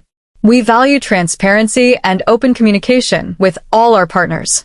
Thank you for your continued trust in Whitmore Import-Export. Sincerely, Maya Chin Whitmore, majority owner and CEO. It was a risky move. By acknowledging the rumors, I was giving them more attention. But I couldn't just let lies circulate unchallenged. The responses started coming in almost immediately. Most clients appreciated the transparency. Several said they'd been contacted with concerns about us but had dismissed them because of our excellent track record. And Pacific Home Goods called back after just 2 weeks. We've completed our review, the purchasing director said. Everything checks out. In fact, your documentation was the most thorough we've ever received from a supplier. We're resuming orders immediately. And Maya? I'm sorry we doubted you. Thank you, I said, relief flooding through me. We appreciate your business. After I hung up, I allowed myself a moment of victory. Constance had tried to destroy our client relationships, and we'd not only survived but come out stronger. But I knew this wasn't over. Constance was running out of options, which made her dangerous. Desperate people did desperate things. I was right to be worried. In early March, I received a letter from an attorney I didn't recognize. The law firm was in Los Angeles, expensive and prestigious. I opened it with shaking hands. It was a lawsuit. Constance was suing me personally for undue influence and elder abuse of Bill Whitmore. She was claiming that I had manipulated Bill during his illness to change his will in my favor, and she was seeking to have the will overturned. My vision blurred as I read the allegations. That I had isolated Bill from his family. That I had fed him lies about Constance. That I had taken advantage of his weakened mental state to convince him to leave me the company. Every word was a lie. Every single accusation was false. But it didn't matter. The lawsuit existed. It would be public record. It would raise questions about my legitimacy as owner of the company. I called Richard Preston immediately. I just got served, I said, my voice shaking. Constance is suing me.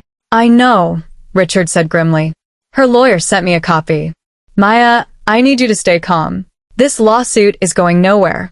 We have medical records proving Bill was mentally competent. We have the journals documenting everything. We have multiple witnesses to his intentions. But the damage is already done, I said. Just the existence of the lawsuit makes me look guilty. Makes it look like maybe there was something wrong with the will. We'll fight this, Richard said. And we'll win.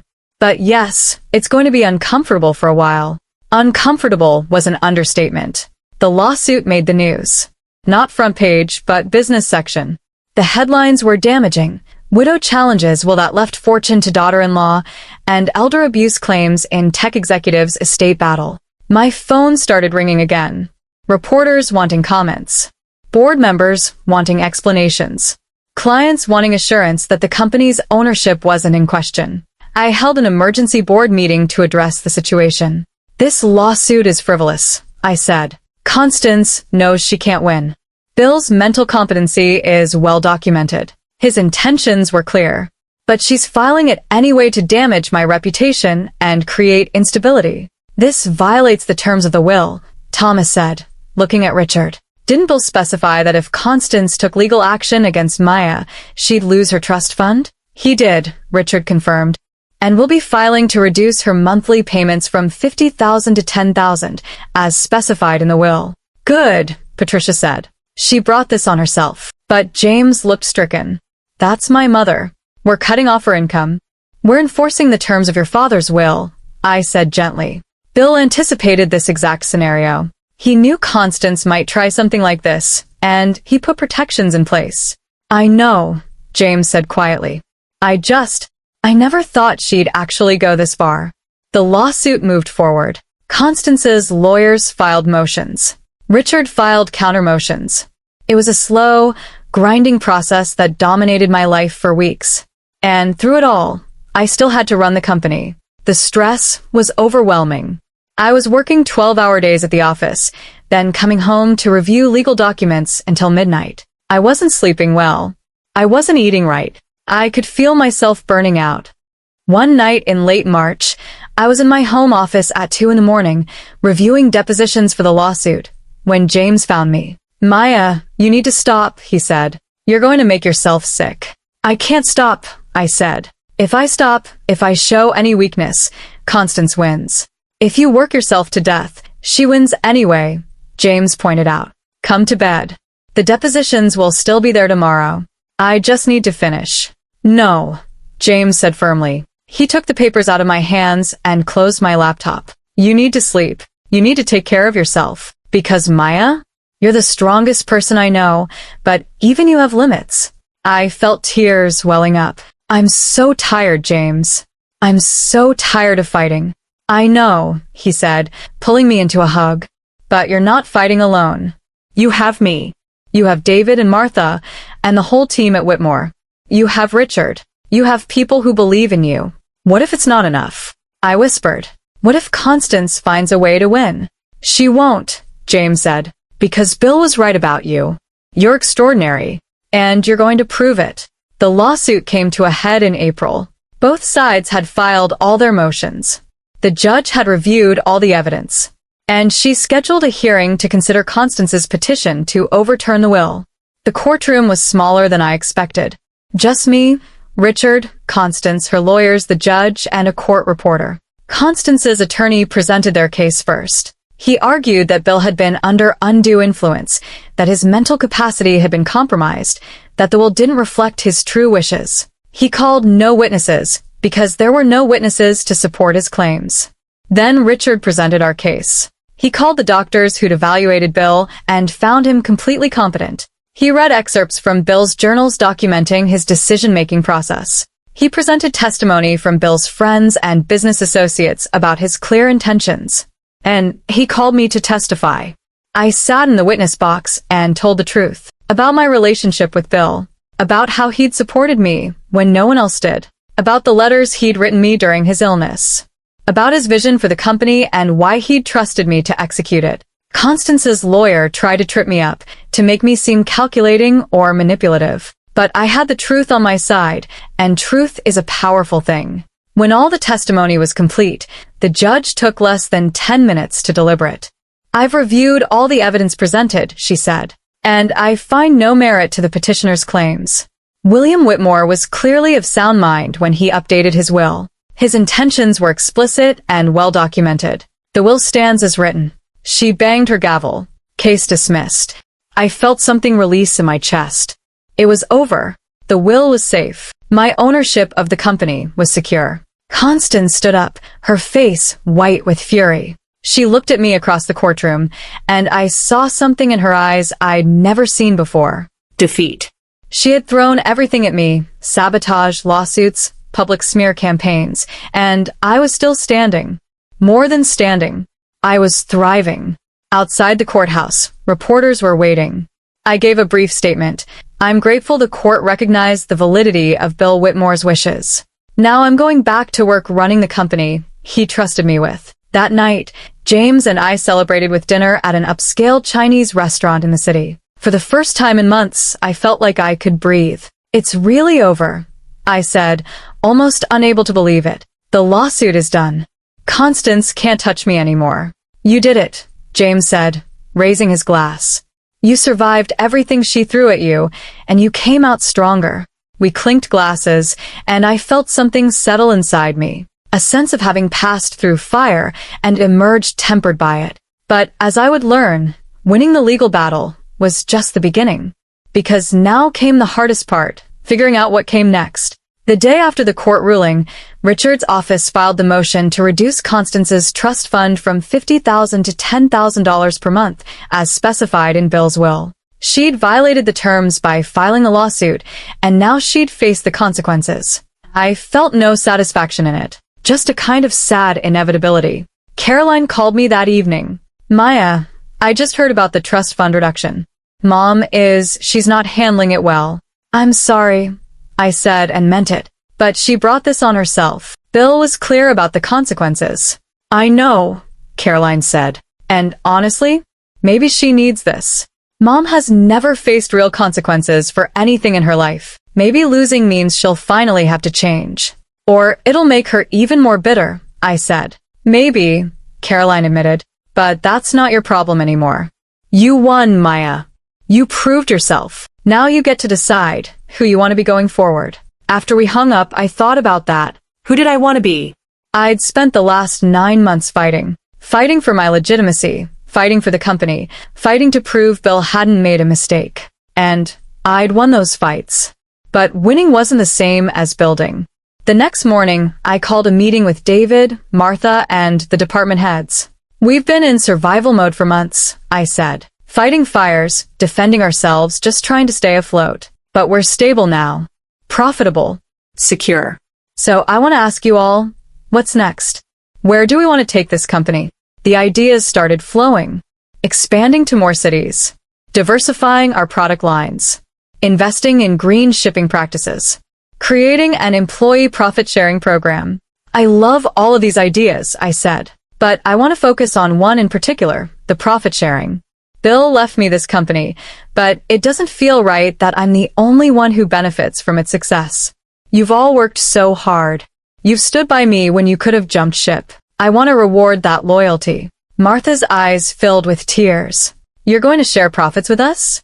Not just profits, I said. I'm going to create an employee stock ownership plan. Nothing huge.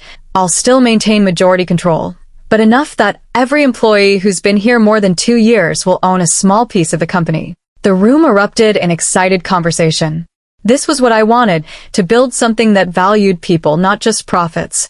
Over the next few weeks, Richard helped me set up the ESOP. It was complex legally, but it was worth it.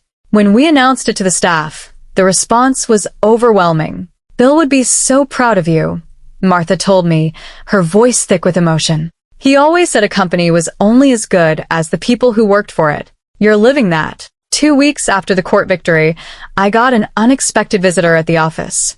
I was reviewing expansion proposals when my assistant buzzed me. Ms. Whitmore? Constance Whitmore is here to see you. She doesn't have an appointment, but she says it's important. I froze. Constance. Here. Should I send her away? My assistant asked. I thought about it. I could refuse to see her. I'd be completely justified. But maybe it was time to finally end this. No, I said. Send her in. A moment later, Constance walked into my office. She looked different, older, more fragile. She wasn't wearing her usual designer clothes or expensive jewelry. Just a simple black dress and minimal makeup. Thank you for seeing me, she said quietly.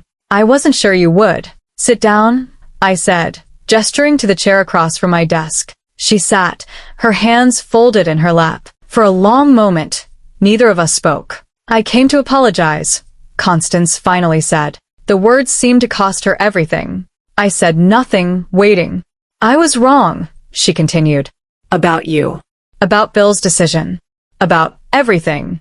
I spent 7 years treating you like you didn't belong, like you weren't good enough. And you spent 7 years being kind to Bill when I was too proud to be. Her voice broke. He was dying and you were there. You wrote him letters.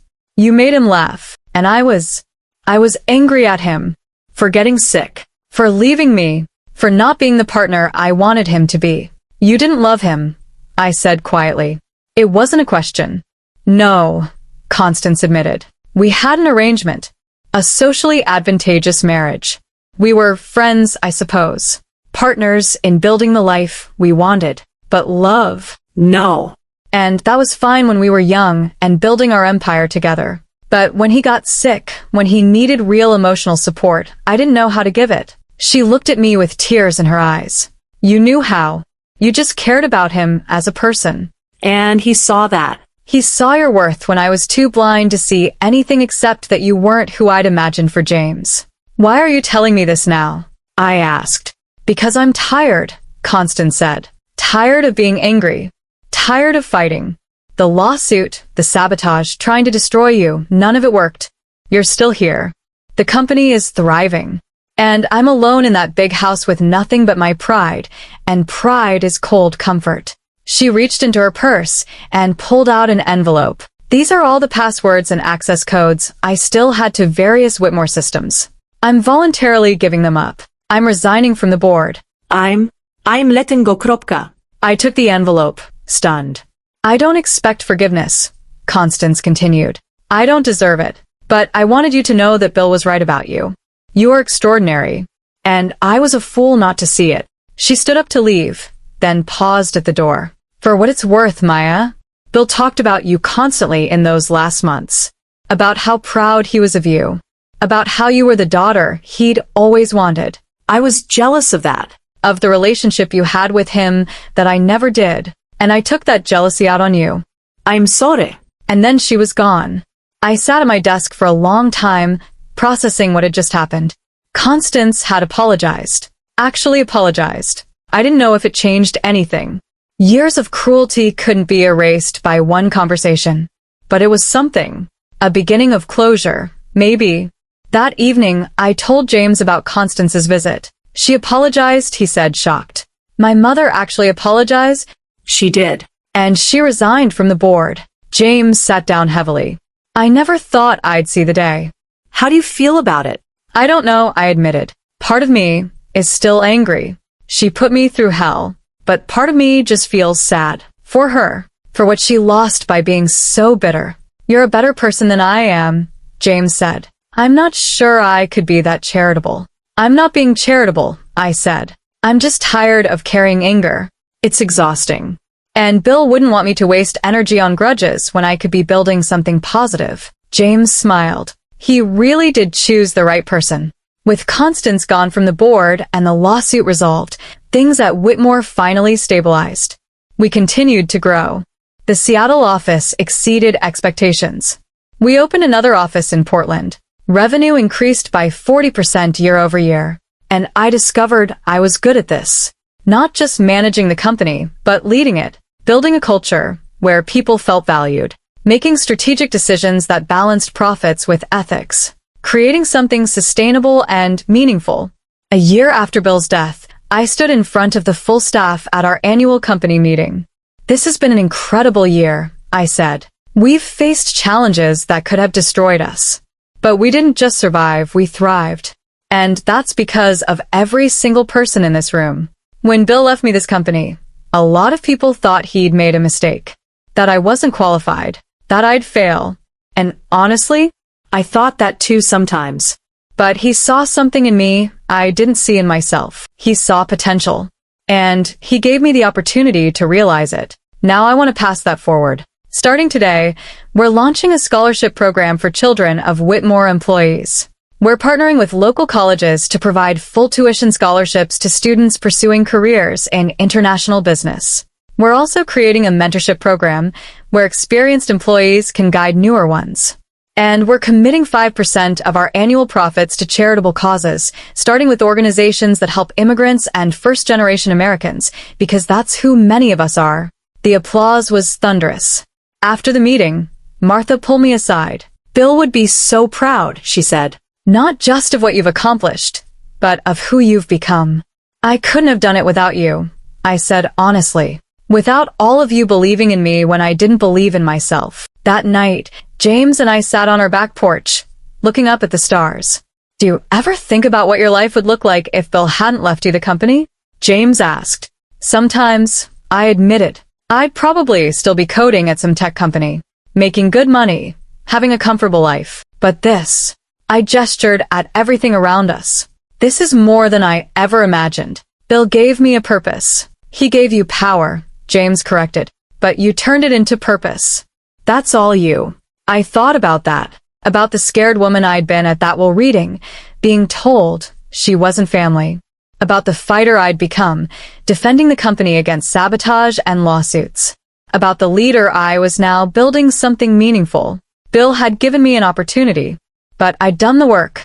And for the first time since this all began, I felt like I truly deserved to be here. The crisis was over. The battles were won. Now came the best part, building the future.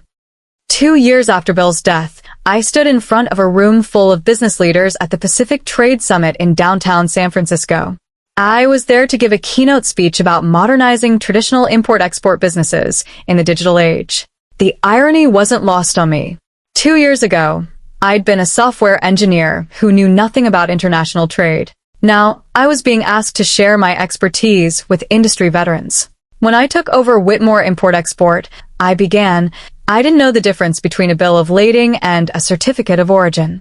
I had to Google what is FOB pricing. I was completely unqualified for the job. A ripple of laughter went through the audience. But what I did have was a fresh perspective. I wasn't constrained by, we've always done it this way. I could look at our processes with new eyes and ask, why are we doing this manually when software could do it better? That outsider perspective became our greatest asset. I walked them through Whitmore's transformation, the technology upgrades, the supplier diversification, the employee ownership program. I showed them our revenue growth, our efficiency improvements, our employee retention rates. The lesson isn't that you need to hire someone with no experience, I concluded. The lesson is that sometimes the biggest innovations come from questioning assumptions, from being willing to change, from valuing people as much as profits. The applause was warm and genuine. Afterward, several CEOs approached me with questions and business card exchanges. One older gentleman, the head of a competing firm, shook my hand firmly. Your father-in-law was a good man, he said. He and I competed for 40 years. But I'm glad to see what you've done with his company. He chose well. Thank you, I said. That means a lot. Driving home from the summit, I reflected on how much had changed. Not just in the company, but in me. I was no longer the uncertain woman who'd sat in that reading, being told she wasn't family. I'd become someone who walked into rooms full of industry leaders and commanded respect not because of who I'd married or what I'd inherited, but because of what I'd built. Bill had given me the opportunity, but I'd done the work. When I got home, James was in the kitchen making dinner, his specialty, homemade pasta carbonara. How was the summit? He asked, kissing my cheek. Good. Empowering, actually.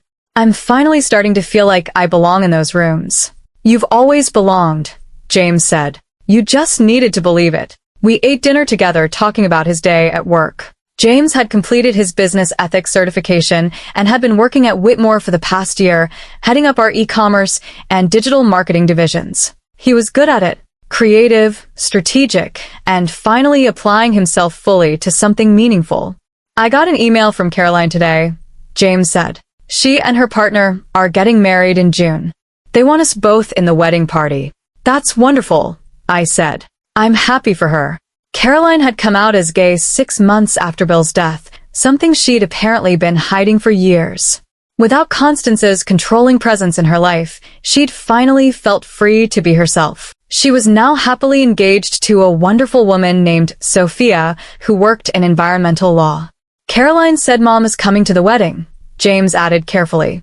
Is that going to be weird for you? I thought about it. I'd seen Constance a handful of times since her apology, mostly at family events. She was polite, even warm sometimes. We weren't friends, but we'd reached a kind of peaceful coexistence. It'll be fine, I said. We're not enemies anymore. We're just people who were on opposite sides once, and now aren't. You're very gracious, James said. I'm just tired of holding grudges, I said. Life's too short. The next morning, I was at the office early for a meeting with David. We were reviewing proposals for international expansion, possibly opening an office in Singapore to better serve the Southeast Asian market. The numbers look good, David said, walking me through the projections. Singapore is a major hub for trade in that region. Having a presence there would give us a significant competitive advantage. What's the investment required? About $5 million for the first 2 years, office space, staff, establishing relationships. But we project breaking even by year 3 and significant profits after that. I studied the numbers carefully. It was a big investment, but we could afford it now. The company was healthy, profitable, with cash reserves we'd built up over 2 years of solid growth. Let's do it, I said. But I want Martha to lead the project. She's been instrumental in improving our operations here. This feels like the right next step for her. David smiled. She's going to be thrilled. She's been dropping hints about wanting more international experience. After the meeting, I called Martha into my office. I have a proposal for you, I said. How would you feel about moving to Singapore for 2 years to set up and run our new office there? Martha's eyes went wide. Singapore. Are you serious? Completely serious. You'd be the managing director. Full authority to hire staff, establish processes, build client relationships. It would be a significant promotion and a substantial raise. Maya, I don't know what to say. I'm 62 years old. I never thought I'd have an opportunity like this. Age is just a number, I said. You're the best person for this job. You know our operations inside and out. You're brilliant at building relationships, and you have the leadership skills to run an office independently. So what do you say? Martha wiped tears from her eyes. I say yes. Absolutely yes. We spent the next hour discussing logistics, salary, benefits, and timeline. Martha would move to Singapore in 4 months to begin setting up the office. As she left my office, she turned back. Maya, thank you for seeing my potential, for giving me this chance. Bill would be so proud of what you've built here.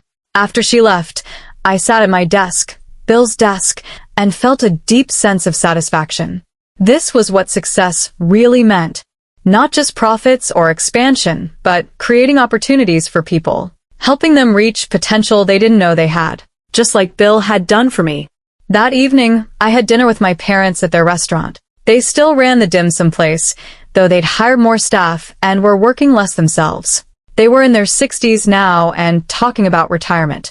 Maya, your mother, and I have been discussing something, my father said in Cantonese. We always spoke Cantonese when it was just family. What's that, Ba? The restaurant. We're getting older.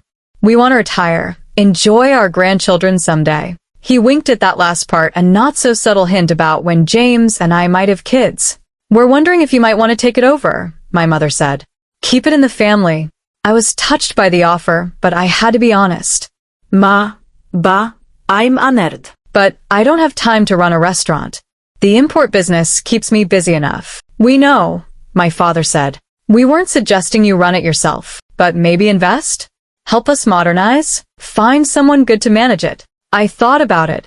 The restaurant had been my parents' life's work. It was where I'd grown up, spending afternoons doing homework at a corner table while my parents cooked and served customers. It was part of my history.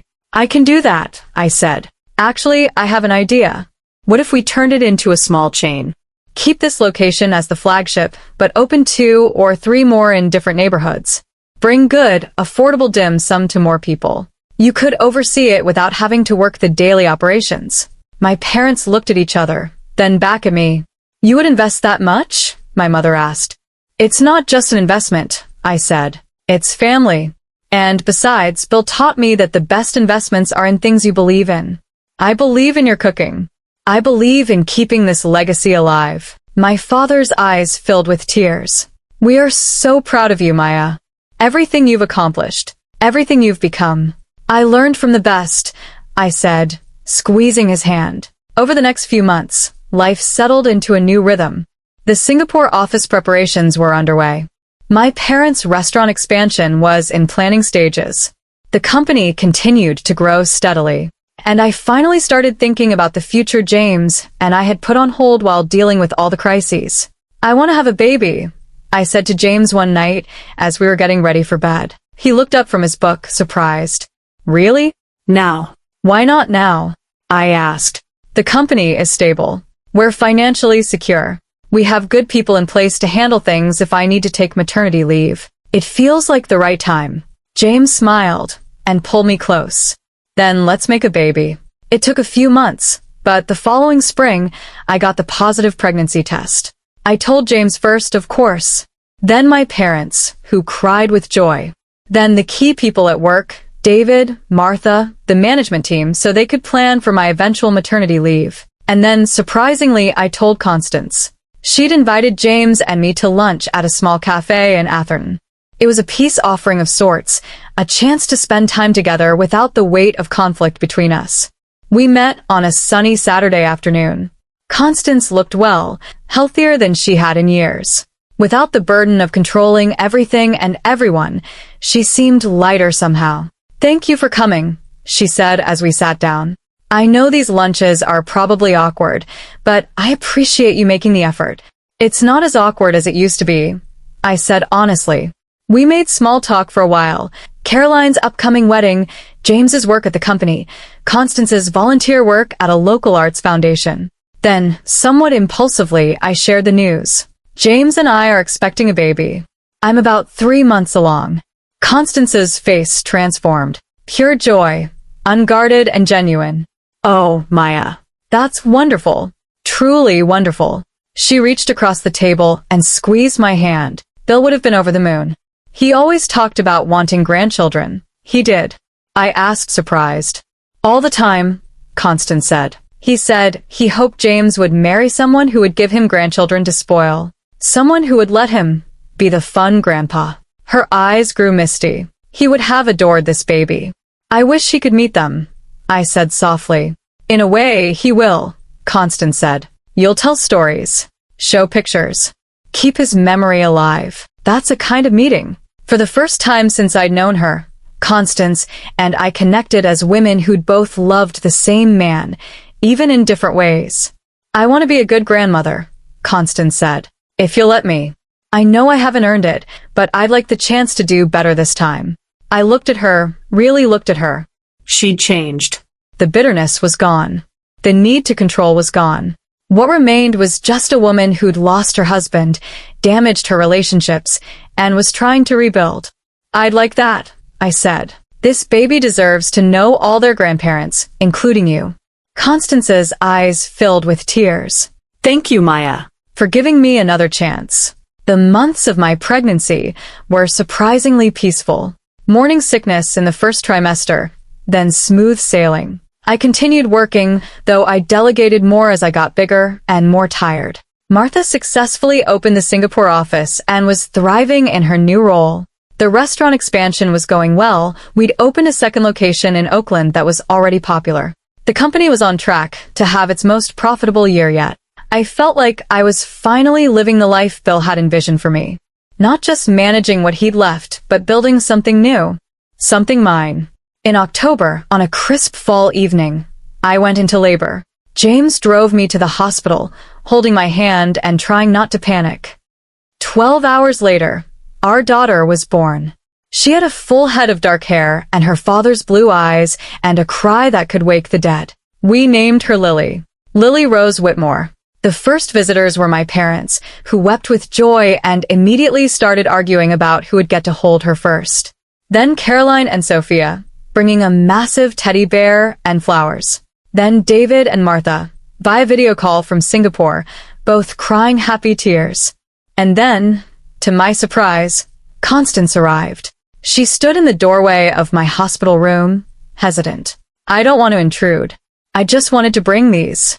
She held out a beautiful arrangement of flowers and a small wrapped box. Come in, I said. Come meet your granddaughter.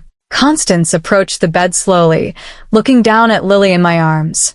Her face crumpled with emotion. She's perfect, Constance whispered.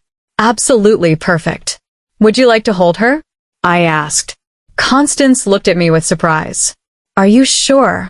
She's your granddaughter, I said. Of course I'm sure. I placed Lily gently in Constance's arms. She held the baby like she was made of glass, looking down at her with wonder. Hello, Lily, Constance said softly. I'm your grandmother. And I promise you, I'm going to be better for you than I was for your father. I'm going to love you and support you and never make you feel like you're not good enough, because you are. You're perfect exactly as you are. It was the most beautiful thing I'd ever heard Constance say. Later, after everyone had left and it was just James, Lily, and me, I held my daughter and thought about everything that had led to this moment. Bill's death, the will reading, the battles with Constance, the struggle to save the company, the lawsuits and sabotage and moments of despair. All of it had brought me here, to this room, holding my daughter, with a husband who'd finally learned to be a true partner, a company that was thriving, and a mother-in-law who'd learned to see my worth. "What are you thinking about?" James asked.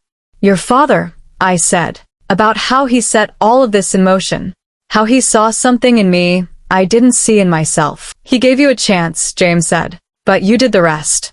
"We did the rest," I corrected. "You and me, together." James kissed my forehead. Together. Lily made a small sound, and we both looked down at her perfect little face. "She looks like you," James said. "She has your eyes," I countered. "She has her own everything," James said. "She's going to be extraordinary. Just like her mother." 3 months after Lily was born, I returned to work part-time. I'd hired an excellent executive assistant who managed my calendar and helped me balance the demands of motherhood with the responsibilities of running a company. It was hard. There were days when I felt torn between being a good mother and being a good CEO. Days when I felt like I was failing at both. But David and Martha and the team supported me. They picked up slack when I needed to leave early for pediatrician appointments. They video called me at home when important decisions needed to be made. They made it work, and slowly I found my rhythm. I learned to delegate more, to trust my team, to accept that I couldn't do everything perfectly, but I could do everything well enough. Constance, true to her word, was a doting grandmother. She'd come to our house once a week to spend time with Lily, bringing books and toys and endless patience. Watching her with my daughter, I saw a side of her I'd never seen before, soft, loving, present. "I wasn't like this with James and Caroline," she admitted to me one day while we watched Lily play on a blanket. "I was too worried about raising them properly, making sure they fit into society, preparing them for their roles. I forgot to just enjoy them." "You're getting a second chance," I said. "Thanks to you," Constance said. "You could have kept her from me. After everything I did to you, you would have been justified. But you didn't. You gave me grace I didn't deserve." "Everyone deserves a chance to change," I said. "Bill taught me that."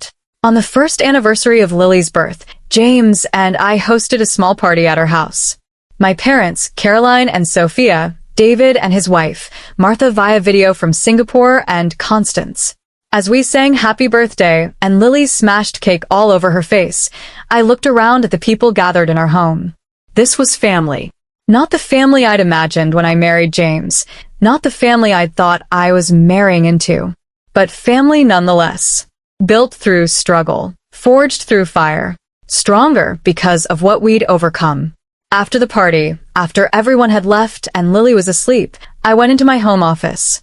I'd been working on something for months, and tonight felt like the right time to finish it.